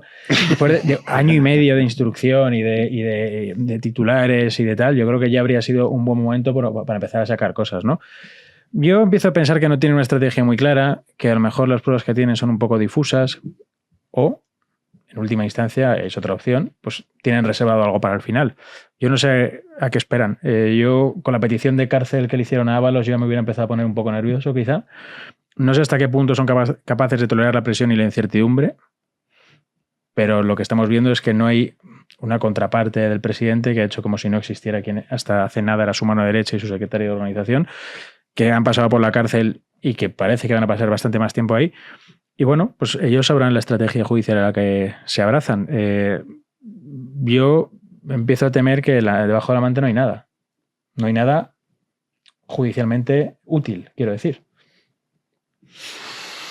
No sé, yo creo que Koldo con todo lo que ha grabado cositas tendrá. Bueno, el tema está... Ya irá siendo hora, ¿no? De que, ¿no? O sea, el tema es lo que más siempre lo dice Lupe, ya que hoy no está, recuerdo lo que dice Lupe. Dice, lo importante es que, claro, te tienes que incriminar, decir, sí, esto, y que es lo que ha hecho Aldama. Sí, claro. Aldama ha reconocido y decir, sí, yo he hecho todo esto. Claro, hasta qué punto, si empieza a hablar Koldo, a lo mejor no dicen, ven un momento que no van a ser 20. Claro, es que eso también es lo que no sabemos. Sí, eso es el problema. Pero colaborar con la justicia yo entiendo que de alguna forma podrá atenuar... O sea, sí, pero eso, según. O sea, pero eso que decir, yo 24 años de cárcel ya está guapo, ¿eh? Está bien, ¿eh? Sí. Claro, a la pregunta que ¿por qué Ábalos ya no ha tirado de la manta? O sea, al fin y al cabo dices, mira, en el momento en el que ya estás en la cárcel, Además de que tus compañeros ya todo te han dado la espalda. Y además estás en la cárcel, o sea, lo normal sería tirar de la manta. El problema de la manta es que si tiras de la manta a Ábalos, quizás hay muchísimas más cosas feas suyas que de todos los demás.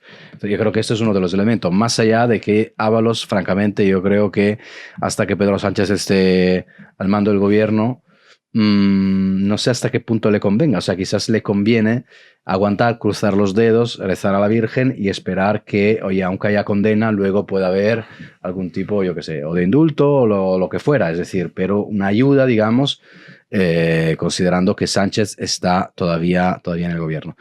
El caso de Koldo, francamente, es diferente. O sea, yo creo que Koldo debería o podría aspirar a un tipo de estrategia suya, ¿no? Particular. La relación entre estos dos, ¿cómo es?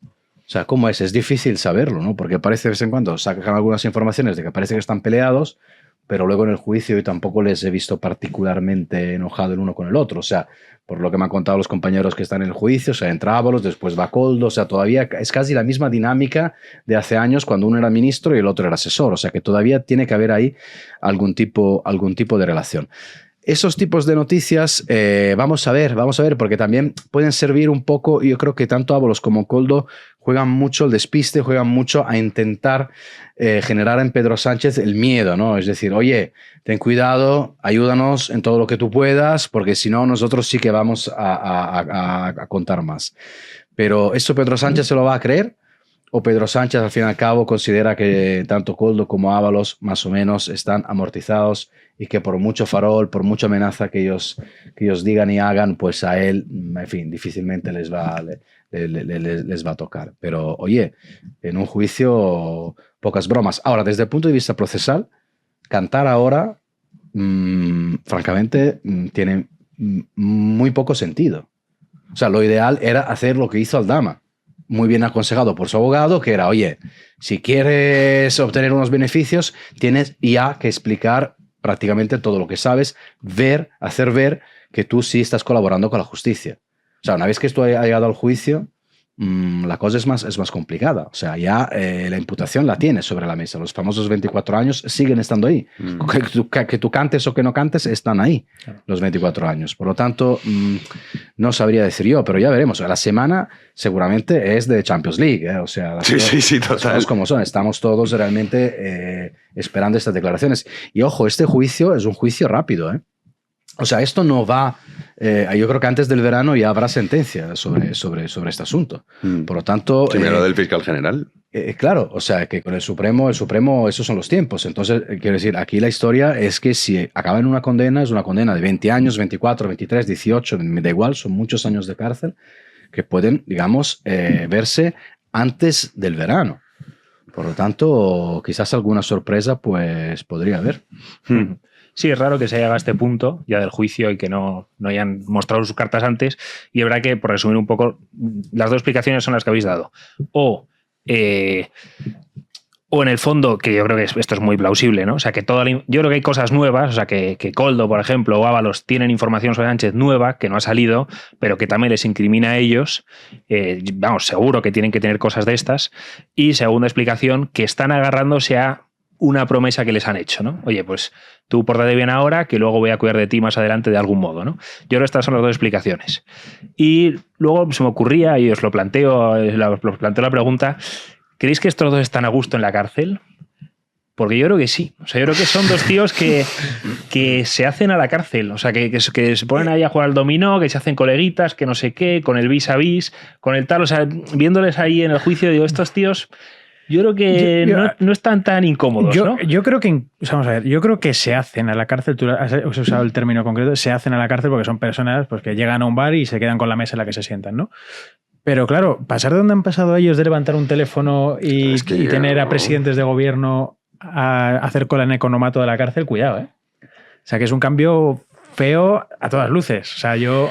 Joder, vamos, no he tenido... Yo diría que Koldo sí, Ábalos no. Yo creo que Ábalos tiene que estar... La vida que llevaba él... O sea, Koldo es más de... Pues eso. Pero un tío como Ábalos metido ahí... Hombre, es que la cárcel, o sea, yo creo que es dura. O sea, Sí, la privación de libertad, por muchos, digamos, que tú es verdad que no estás en un régimen duro y que podrás darte un paseo, jugar al ajedrez, ver la tele, yo qué sé, hacer estas cosas, fumarte los cigarros. Pero claro, la idea de que no puedas salir a la calle cuando tú quieras, que te encuentres de repente en 4 paredes, o sea, yo creo que eso debe ser complicado. La única explicación que doy y que francamente dan las personas que están más involucradas en ese tipo de asuntos a nivel informativo, obviamente, que por qué estos dos no están cantando, porque si lo pensáis no tiene sentido, o sea, les han machacado. Eso, una promesa de gracia. Una promesa de gracia, de indulto. Claro, es evidentemente 2 cosas. La primera es que seguramente hay muchísimos elementos que no conocemos. Es decir, que es un poco la tesis de Lupe. Es decir, en el momento en el que ellos tienen que empezar a decir, pues sí, soy culpable de, el listado de soy culpable de, nos vamos a quedar todos opicláticos. Es decir, hombre, que sabíamos solo 4 cosillas, ¿no? Eso por un lado. Y la otra, yo creo que hasta que Pedro Sánchez está al mando del gobierno, ellos en realidad están como en un dilema que es muy difícil de resolver, porque o lo dinamitan realmente todo, o al fin y al cabo su única esperanza de salvación, de alguna manera, y vete tú a saber que no hayan más o menos hablado de algo con alguien en ese sentido, es que te llega la condena, espérate, eso, cruza los dedos, espera que Sánchez aguante en el gobierno hasta el 2027, vete tú a saber que quizás revaliden el gobierno, que ojo esa posibilidad también, que la estamos dando, digamos, ya por aniquilada. Yo llevo mucho tiempo diciendo que no, que cuidado, que los números son los números, si no hay, digamos, ese triunfo absoluto de las derechas, y esperar que efectivamente luego desde el gobierno, pues a ellos más o menos se le ayude, ¿no? Por el premio a no haber hablado. Pues mira, sobre esto que dices, cuidado con los números, vamos a hablar del tema de la prioridad nacional y también de la polémica que ha generado Garriga. Ha hecho unas declaraciones que han generado muchísima polémica todo el fin de semana. Y hablabas de los números, Luca, todos nos estamos quedando con el tema de la regularización de 500.000, que ya es para quedarse, pero luego hay que sumar la ley de nietos, conocida así, que eso sí que es una auténtica locura. Sí, o sea, desde 2018 se dan más de 1,5 millones de nacionalidades en España. Lo comentabas tú al principio, Crevi, pero bueno, vamos a repasarlo porque tiene tema. Sí, el concepto de prioridad nacional está estos días en el centro del debate político tras los recientes acuerdos de investidura en Extremadura y Aragón, impulsada por Vox y aceptada con matices e interpretaciones distintas por el PP. Esta propuesta busca introducir nuevos criterios en el acceso a los servicios públicos y ayudas sociales, pero parece ser, sin embargo, que no está tampoco del todo claro dentro del propio partido que lo está impulsando. Hace unos días, como mencionaba Jano, el portavoz de Vox en el Parlamento de Cataluña, Joan Garriga, afirmaba que a su parecer español es quien ha nacido de padre y madre española. Estas eran sus declaraciones.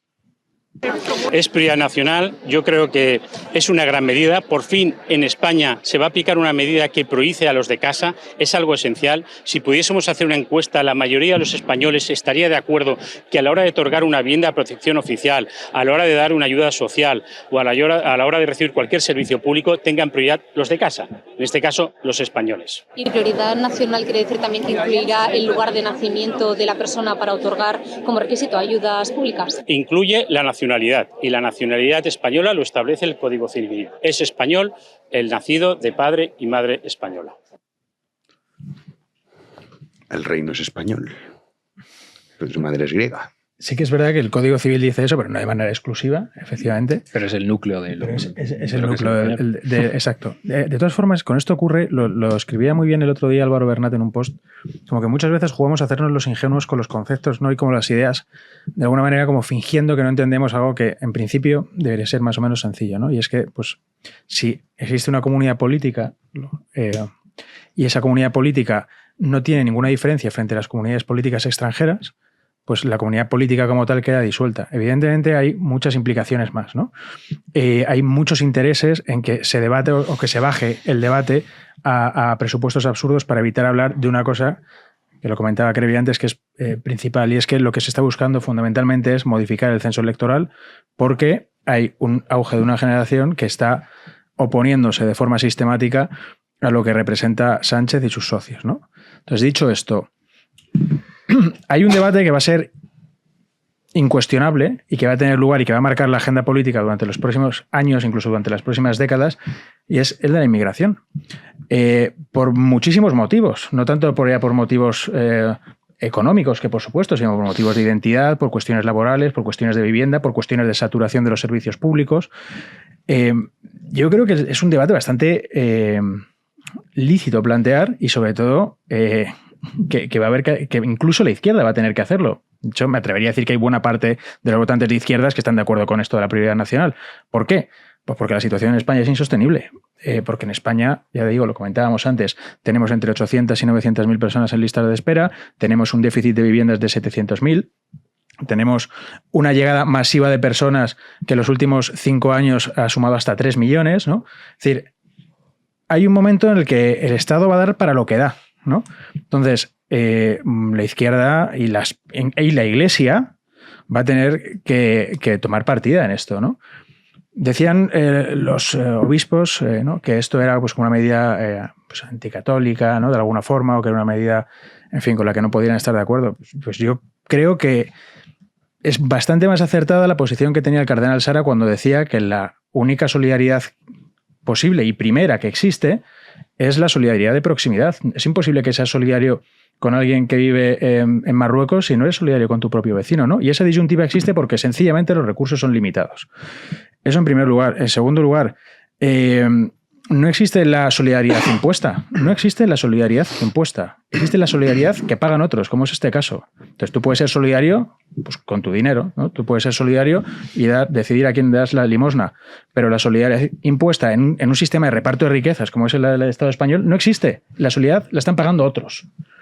Entonces, eso por otra parte. Entonces, me parece bastante significativo el hecho de que sea polémico algo que va a haber que abordar, que es que los recursos son limitados y que los españoles, es decir, las personas que han contribuido de forma sistemática a mantener lo que hoy llaman el estado de bienestar, pues van a tener que estar primeros en la fila. Yo confieso que lo de la prioridad nacional no entiendo la polémica. O sea, yo creo que es de sentido común, del mismo modo que si mañana yo me fuese a vivir a Japón o a Singapur, dirían, bueno, vale, pero primero va el singapurense y luego ya irás tú. Me parecería bien. Claro. O sea, diría, me parecería mal lo contrario, incluso, pues sí, digamos, siendo inmigrante, ¿no? Si voy a Marruecos y me dan antes a mí una ayuda que a un nacional marroquí, lo primero que pensaría que es un estado disfuncional. Sí, sin duda. Es un estado encaminado a la quiebra. Pero eso a mí lo que sí que me ha faltado es el tema de qué es ser un español, ¿no? Yo creo que esto de ser español, porque claro, tú dices, tienes nacionalidad y pasaporte. Hasta ahora, pero es que estás regalando el pasaporte. O sea, es que te van a venir millones de personas que van a tener nacionalidad española.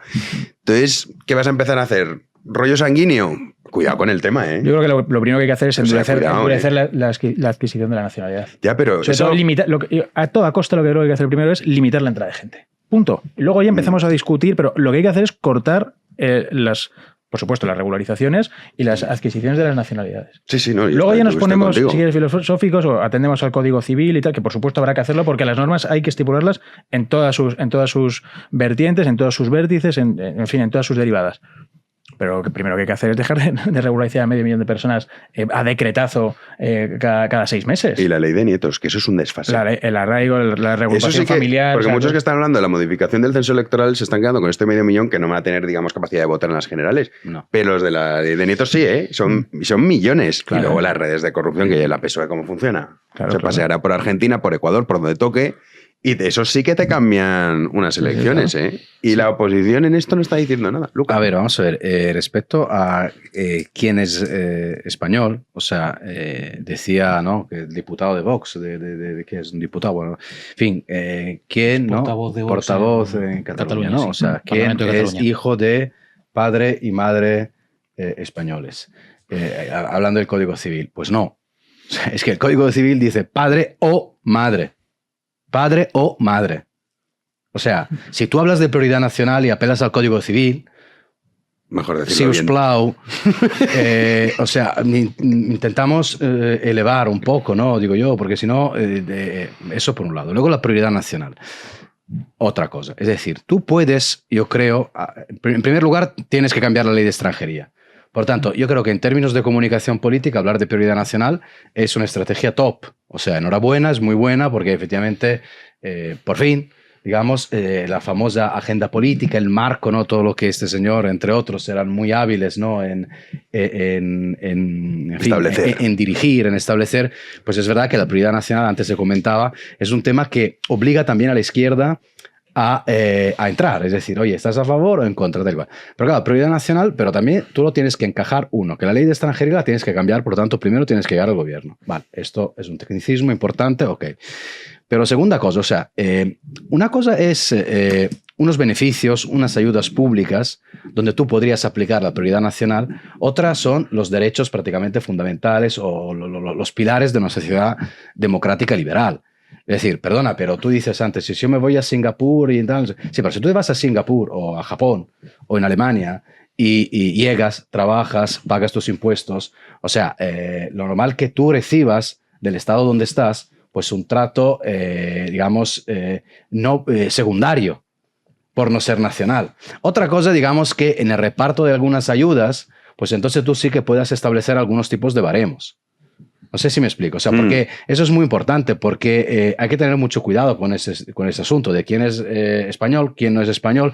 Somos españoles 100%, entonces somos españoles 50%, y luego ¿qué pasa? Que eres extremeño, bien, pero si no eres catalán... O sea, hemos estado aquí, perdonadme, pero dando la turra de que en Cataluña la gente no podía trabajar porque hablaba de catalán, que en el País Vasco, y estoy totalmente de acuerdo porque para mí es una aberración, ahora no me vengáis a contar que claro, que entonces en España de repente se van a generar cosas parecidas al revés, o sea, en la que quizás un catalán pues no tiene los mismos derechos adquisitos en Extremadura, porque luego se va, por cómo está hecha España, por las comunidades autónomas, se puede ir a aberraciones absurdas por la que quizás, bueno, no sé si un marroquí o un ecuadoreño, quiero decir, lleva X años viviendo en la Comunidad de Madrid y te viene uno de Galicia y quizás luego no tiene, digamos, los mismos, no sé si derechos o ayudas. O sea, creo que es un tema muy complicado, aunque entiendo que, digamos, el lema prioridad nacional, pues eso sí que está bien visto, vamos.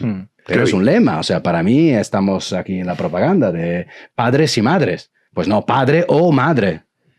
Sí, yo creo que eso es un error, porque también es que es un punto tan complejo que es difícil de explicar. Como decía Jano, la ciudadanía española se ha devaluado tanto que en el fondo no se sabe muy bien pues cómo defender al que todo el mundo sabe que es español, porque esto se sabe. O sea, todos sabemos que el kiosco, Paco, el del kiosco es español, y el dominicano que llegó ayer, pues no, o el magrebí no. Luego hay muchos casos en los márgenes, en los extremos, que hay que ver y con la ley se pueden ver. Pero es verdad que al final se ha devaluado tanto que hay que recurrir a otro criterio que no es el de la ley, ¿no? Que no es el hecho administrativo de que tengo DNI español, ¿no? Y yo creo que ahí está un poco la cuestión. Y esto es muy duro, o sea, que una ciudadanía se devalúe, o sea, que no valga nada, ¿no? En el fondo es algo muy duro y muy duro para un país. Lo más que nos ha pasado en los últimos tiempos, sí. Decían, esto es un poco leyenda, ¿no? Pero que la ciudadanía romana valía tanto, ¿no? Que una persona podía recorrerse todo el Imperio Romano a pie, ¿no? Y pasar por bosques donde había bandidos y no le pasaba nada, ¿no? Porque si de repente unos malhechores le asaltaban, pues al día siguiente había una legión ahí peinando el bosque y tal, ¿no? Porque la ciudadanía romana valía mucho, ¿no? Y la gente la quería y era una cosa de prestigio. Y este tipo lo que ha hecho es al revés, es regalarla pues como si fuera un cromo, ¿no? También, como decía Jano, a mí esto me asombra mucho que esto genere debate, porque me parece el consenso más básico de cualquier democracia, ¿no? Que es, oye, ¿quiénes somos? ¿No? ¿Cuál es la comunidad política y los gobernantes? ¿A quién estamos gobernando? ¿No? ¿Estamos gobernando para todo el mundo, para atender a los necesitados de la tierra? ¿Somos una iglesia o somos un país? ¿No? O sea, me parece que esto es el consenso más básico que se puede tener, y yo creo que si se lo planteas, si esto se lo cuentas a cualquier persona de una comunidad política articulada de cualquier época del mundo, y no digo irme a la antigua Grecia, donde la polis pues era una cosa muy cerrada y muy clara, sino yo que sé, hace 30, 40 años en España o en el siglo XIX, en cualquier momento le cuentas esto y dices, hay un país que es España, ¿no? Tenemos un Estado, y el debate está girando en torno a si las prestaciones sociales, los servicios sociales del Estado, van a revertir o van a beneficiarse de esos servicios sociales los propios, los que componen ese Estado y los que lo sufragan vía sus impuestos, o no, o si lo va a hacer todo el mundo, ¿no? Este es un poco el debate. ¿Y qué ha pasado? Que un partido, el más extremo de arco parlamentario, o sea, digamos el partido que está más fuera del consenso, con el que menos personajes de otros partidos están dispuestos a hablar, ha propuesto la locura de que haya una prioridad para los ciudadanos del Estado que sufragan vía impuestos estas prestaciones, hay una prioridad, no exclusividad, sino prioridad respecto del resto del mundo. Y esto pues ha sido contestado, ha sido visto como un escándalo no solo por la izquierda, sino por el centro-derecha, por muchas figuras muy ponderadas y moderadas del centro-derecha, por la Iglesia y sus terminales mediáticas, ¿no? Han visto que esta propuesta era una locura, ¿no? Era una cosa intolerable. Sí, ¿no? perdón, Entonces, me parece que esto... O sea, que este debate esté planteando y genere, y ahora me contestas, Luca, que escandaloso, ahí me asombra mucho, ¿no? Y por contestar algunas cosas que tú has dicho. En primer lugar, a mí el jus sanguinis, ¿no? Que es el modo, digamos, básico de adquisición de nacionalidad, aunque luego pueda haber otros, me parece que es el que impera, primero, en la mayor parte del mundo. O sea, que no tiene que gustarnos el nombre, que el nombre parece, pero no. O sea, el jus soli funciona en muy pocos sitios, además en sitios que tienen muy poca historia, como Estados Unidos, ¿no? Estados Unidos, que no tienen ni nombre como país, son los Estados Unidos, unos estados que se han unido, pues efectivamente funciona el derecho, el jus soli, ¿no? Y no el derecho, digamos, de que yo soy español porque mis padres son españoles, o porque un padre es español, o porque mis abuelos, y digamos que tengo una historia compartida aquí, ¿no? Aquí te contesto, Lucas, sobre lo que decías, ¿no? De que si una persona se va a otro país y que tú entiendes que a lo mejor no puede acceder en el pie de igualdad a prestaciones sociales, pero sí que no se le puede discriminar o tiene que tener un mismo acceso a los derechos, sí, en eso yo creo que estamos de acuerdo. Pero... bueno, antes de eso, sobre el tema de Cataluña. La discriminación en este sentido, que suena muy mal, ¿no? Discriminar está mal, ¿no? Sin embargo, nosotros discriminamos constantemente. O sea, discriminar es un acto humano en el que está... Lo que no hay que hacer es ser arbitrariamente discriminante, ¿no? Discriminar arbitrariamente a gente, pues yo qué sé, porque me caen mal los calvos o los que sea, ¿no? Pues eso no. Pero estamos constantemente discriminando, ¿no? Un padre de familia discrimina entre los que son de su familia y los que no, para alimentarles, para pagarles la educación, para una serie de cosas, ¿no? En un estado se discrimina, ¿no? Respecto a otros estados, pues eso, para acceder a ayudas sociales, ¿no? Porque hay una solidaridad que solo puede funcionar interestatalmente, ¿no? Los que estamos pagando, digamos, sufragando el Estado, pues eso nos revierte y hay una solidaridad entre nosotros, ¿no? Porque formamos parte de ese Estado y se discrimina respecto de los que no lo son. ¿Cuál es el problema? Lo que decía, si hay discriminaciones justas y que tienen que existir, para que puedan existir esos espacios, hay discriminaciones injustas. Si un padre, pues eso, discrimina desde dentro o desde fuera de su familia, es una discriminación justa. Si el padre discrimina entre sus hijos porque uno es gordito y le cae mal y entonces no le da de comer o no le pagaron el colegio, pues eso es una discriminación injusta. La discriminación que ha habido en Cataluña respecto a otros españoles es una discriminación injusta. ¿Por qué? Porque todos formamos parte de una misma comunidad histórica y política y administrativa y estatal e impositiva, si se quiere, ¿no? Y entonces ahí, dentro de esa misma comunidad histórica y todas estas cosas que he dicho, está discriminando injustamente. O sea, estás rompiendo esa solidaridad y estás rompiendo los lazos históricos que existen y que son operantes, ¿no? Que un Estado discrimine a los que no son de ese Estado para acceder a ciertos derechos me parece una discriminación justa. Y termino. Si yo me voy a Japón, obviamente quiero que se me trate bien, que se me respete, que se me deje operar. Pero la ciudadanía comporta una serie de derechos. Entonces, también a nivel de derechos, se me puede discriminar. Y el primero de todos es el voto. Yo no voy a tener derecho a voto, ¿no? Y es normal, aunque lleve muchos años. Pero es que, y esto pasa en muchos países, incluso tienen un distinto régimen fiscal los no ciudadanos que trabajan y que operan en ese país. O sea, que a mí eso tampoco me genera problemas. Lo que me parece como muy obvio es entender que una comunidad política lo compone un nosotros y eso genera una solidaridad y eso genera unas prestaciones porque somos nosotros los que sufragamos ese propio aparato estatal. Entonces, no sé, me parece como muy obvio y me parece una parte de un consenso básico de cualquier democracia. La de discriminación Bastos lo explica, el profesor Miguel Anxo Bastos lo explica muy bien. Sí, aunque la parte de los calvos no me ha gustado. Perdón. A ver, yo creo que el debate en realidad, o sea, son dos debates. O sea, hay el nacional por un lado y la prioridad por el otro. O sea, la prioridad, ¿por qué se da prioridad en determinadas ayudas? Porque la clave de realidad, ¿qué es lo que enfada a la gente? El hecho de que hay una persona que no tiene, digamos, los papeles o no es de nacionalidad española, que es un inmigrante, que viene aquí, lleva aquí quizás poco tiempo, que está en condiciones sociales pues malas y que, pues mira, tiene acceso a la guardería para su hijo y no lo tiene pues un español de 18 generaciones de Toledo, ¿vale? O sea, eso yo creo que es un elemento que enoja a todos los votantes de izquierda, de derecha, de centro, alto, bajos, con pelos o calvos. Pero este tipo, o sea, la reflexión sobre la prioridad, en realidad, o sea, las ayudas públicas para personas que están en condiciones sociales malas o tal, se resuelve sobre la base del Estado social con la idea de, oye, no vamos a marginar a gente porque la marginalización de estas personas lo que conlleva a menudo es, digamos, una sociedad más complicada de vivir, o sea, que luego quizás te encuentras, digamos, con más hastío, más rabia social. Entonces, por un lado está la parte de la prioridad y luego está la cosa de la nacionalidad. O sea, la nacionalidad, evidentemente, como tú dices, o sea, al fin y al cabo es una cuestión administrativa. Te podría hacer miles de ejemplos concretos. En España hay miles y miles y miles de europeos que llevan aquí viviendo años y años y años y no votan en las generales porque España no tiene un acuerdo bilateral con el otro país, Italia es uno de ellos, para tener la nacionalidad. Entonces, quiero decir, por así decirlo, o sea, yo llevo aquí pagando impuestos no sé cuántos años, pero no puedo votar en las elecciones generales. De alguna manera, posiblemente, mi voto sería algo más ponderado que de otras personas que llevan aquí unos cuantos años. Pero ¿por qué en España, por ejemplo, digamos, a la población de Iberoamérica se le otorga una nacionalidad express más fácil respecto a los de África, digamos? ¿Por qué? En realidad hay una estrategia también de Estado detrás. Yo lo entiendo así, que es que, oye, hay la misma cultura, el mismo idioma, la misma religión y hay un vínculo secular donde, pues mira, oye, los españoles se fueron ahí y ahora quizá algunos están de vuelta, más o menos. Y también una estrategia de atraer una inmigración que luego yo creo que es una estrategia que ha sido acertada, porque si tú vas a París verás la dificultad de la integración del tipo de inmigración que tienen ahí. O sea, aquí hay una inmigración, al menos de momento, todavía más fácil de gestionar, por razones idiomáticas, por muchos elementos. Pero sí que es verdad que Madrid, por ejemplo, es el ejemplo perfecto. Yo coincido contigo que tú dices, yo siempre preferiré un hispanoamericano que uno del Magreb, abiertamente. Pero Madrid es un desfase. O sea, a mí si me dices, oye, que te viene 1 millón más de ecuatorianos, es que mira, me caes fenomenal. Pero es que no. O sea, es que ya lo de Madrid, ¿tú no lo percibes?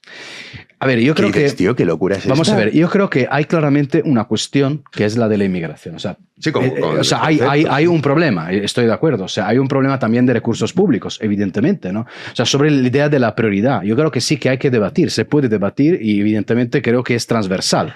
Por eso digo que es un acierto, es un gol en comunicación política, porque hay transversalidad en ese ámbito. Pero tampoco se puede hacer, digamos, con el populismo de la crisis. O sea, cuando hubo el 2008, crisis económica, el populismo era yo soy pueblo, tú eres élite, ¿no? ¿Vale? Luego llegó el señor que se inventó la historia de que España era un país machista. Entonces, de repente tenemos otra ruptura entre machistas y feministas y tal. Ahora, tenemos la inmigración, es un problema, pero claro... Oye, yo lo que digo es, por favor, intentemos evitar otra vez el populismo y vamos, digamos, a abordar las cuestiones mirando todos los ángulos. Sí, eso es verdad. Porque, por ejemplo, con la vivienda dicen, los inmigrantes, hombre, no. Que forman parte de la ecuación. Muy bien, pero no son los culpables. Que forman parte de la ecuación. Claro, pero la principal vayamos a hablar son... también del blanqueo de dinero. Claro. Porque los millones que están entrando aquí, todas las administraciones están sí, nadie ve nada. Nadie dice nada. Vayamos a hablar de construir viviendas, ¿no? Que este país lleva desde el 2008 sin construir. ¿Por qué? Porque entonces era el problema del ladrillo. Y España, que es un país, además, que por superficie, digamos, que podría construir, está vacío. España está vacía. Es un país... Mira, Italia tiene más problemas geográficos en ese sentido. Bueno, en fin, yo creo que lo importante es no hacer las cosas con populismo. Pero eso que tú dices es verdad, que lo de la vivienda que se utiliza mucho, influye, sin duda. Pero el principal problema es que si quieres construir una casa... Bueno, tienes que hacer unas movidas que es que... Y tampoco perder de vista la idea de que la prioridad también es una prioridad social. O sea, tampoco vayamos con un machetazo a decir, oye, o sea, quiero decir, el Estado social se ha pensado también para, digamos, ayudar a las personas que más necesitan, de alguna manera. ¿Pero por qué? Porque hay un retorno, no porque somos aquí benefactores y Gandhi. Porque hay un retorno, porque en realidad la sociedad donde se redistribuye se demuestra que son también más pacíficas. O sea, breve porque... No porque yo quiera ser breve, sino porque Jano es un tirano. Que no llegamos al HD hoy. Muy brevemente, yo creo que todo esto se sintetiza en que hay 2 debates. Uno es qué es lo que se quiere y cómo se quiere hacer. Pero todo eso forma parte de un todo y es, ¿se quiere la prioridad, sí o no? Entonces, pensando en eso, retomamos con lo de antes. Si entran 1 millón de ecuatorianos en España, ¿ocurre lo mismo que si entran 1 millón de belgas? Pues parecido. ¿Por qué? Porque sigues teniendo un problema de capacidad, de absorción, de tributación y, por supuesto, de identidad. Entonces, partiendo de esas premisas, es a lo que nos vamos a ver abocados en unos años, en unos meses, en los próximos debates capitales de la política es, ¿se quiere, sí o no? Ya redefiniremos los términos, veremos a ver qué es un español, porque además habrá que hacerlo, porque se legisla así. Pero en última instancia va a ser un debate de hasta cuántos y qué es la comunidad política, si cualquiera puede entrar y beneficiarse de lo que otros, como hablaba Luca, habían aportado. ¿Está? Que yo creo que el debate es mucho más profundo que un balance de cuentas. Pero bueno, sí, centrándonos solo en eso, que es algo muy lícito, porque un Estado va de eso, de las cuentas, habrá que abordar el asunto desde una única perspectiva y es, ¿se quiere que exista, sí o no? Sí, a ver, yo creo que son cosas diferentes lo de la prioridad nacional, para es que Garriga, claro, cuando dice español, o sea, dice que el reino es español, porque es lo que está diciendo. Que yo os comentaba antes de empezar a grabar, uno de mis mejores amigos, su madre es estadounidense. Tú dile a mi amigo que no es español. Más español que todos, más facha que todos nosotros. Entonces, es que no, eso es lo que yo creo que va a ser más difícil. Claro, ¿qué es ser español? ¿Cómo defines eso? ¿Te vas a poner con rollo sanguíneo? Ni que fuésemos alemanes. El problema, Jano, último apunte, es que esta medida viene un poco a los efectos. ¿Sabes? Lo que hay que hacer es atacar las causas. Claro, o sea, te encuentras una situación en la que ya la ciudadanía española no va de nada, entonces tienes que ir poniendo parches, inventando de estas cosas. Va a ser un tema muy complicado y va a estallar, porque al final es que es una cosa... Madrid es el ejemplo perfecto. O sea, el cambio que ha pegado en 5 años es una auténtica locura. Sí. Pero escucha, por arriba y por abajo. Tú lo sabes. Sí, por arriba y por abajo. Que sí, el barrio Salamanca se ha comprado todo mexicanos y venezolanos. Todos los venezolanos son opositores. Digo, qué buena suerte tenéis, coño. Digo, ¿quién es el opositor donde se apunta uno? Pues son todos millonarios. Es impresionante. Y lo que tú decías, aquí nadie ve nada. Pisos a 4 millones, a 5 y tal, y nadie pregunta. Tú te compras mañana un Vespino y tienes Hacienda preguntando, oye, pero a ver un momento. Sí. En fin, que es un tema que da para mucho. Guapísimo, por cierto. Sí. Como barrio para casa, no hay nada mejor. Ahora, prioridad nacional motorizada. Prioridad nacional motorizada. Crevi, nos vemos semana que viene. Me parece bien. Muchas gracias, Jano. Miguel Rovira, nos vemos semana que viene. Sí, es que cuando tú digas, Jano, si ya sabes que eso solo vivo para ti, ya lo sabes. No, hombre, es que hoy lunes, claro, ha habido un desajuste. Yo estoy fuera de mi zona de confort. Sí, bueno, pero está muy bien. Nunca habéis coincidido los tres, yo creo que no. Con Lucas sí. Sí, con Lucas seguro, pero sí, los tres juntos no. Los tres juntos no. Luquita, ¿el miércoles te vemos? Vamos a intentarlo. Vale, pues ese programa especial que hacemos, declaración a Ábalos Coldo Aldama, miércoles a las 9. Juanín, tú y yo nos vemos mañana. Mañana más, si Dios quiere, aquí estaremos. Nuestro querido Héctor a los mandos. Tú me dices yo soy un tirano, el tirano es Héctor, que no para de decirme, eso es verdad. No llegamos ahí a con los gestitos, tal. Si al final el que manda es él. Sí, estoy hablando y veo ahí con el dedo y tal, y espérate, te voy a coger el dedo y te voy a retorcer. Héctor a los mandos un día más. Y a todos ustedes ya saben, días de primavera en freedomcollection.es, 20% de descuento en todos los productos, hasta un 60% ofertas flash. Miguel Rovira. Brutal. Yo sé que esta a ti te gusta. Tú lo sabes, que a mí me gusta mucho. Lo sé. Ahí estamos. Así que nada, el comentario fijado en la descripción. Ahí lo tienen. Y nosotros regresaremos mañana a las 9 de la noche, aquí en Libertad en Vivo Media, como siempre. Muchísimas gracias por estar ahí.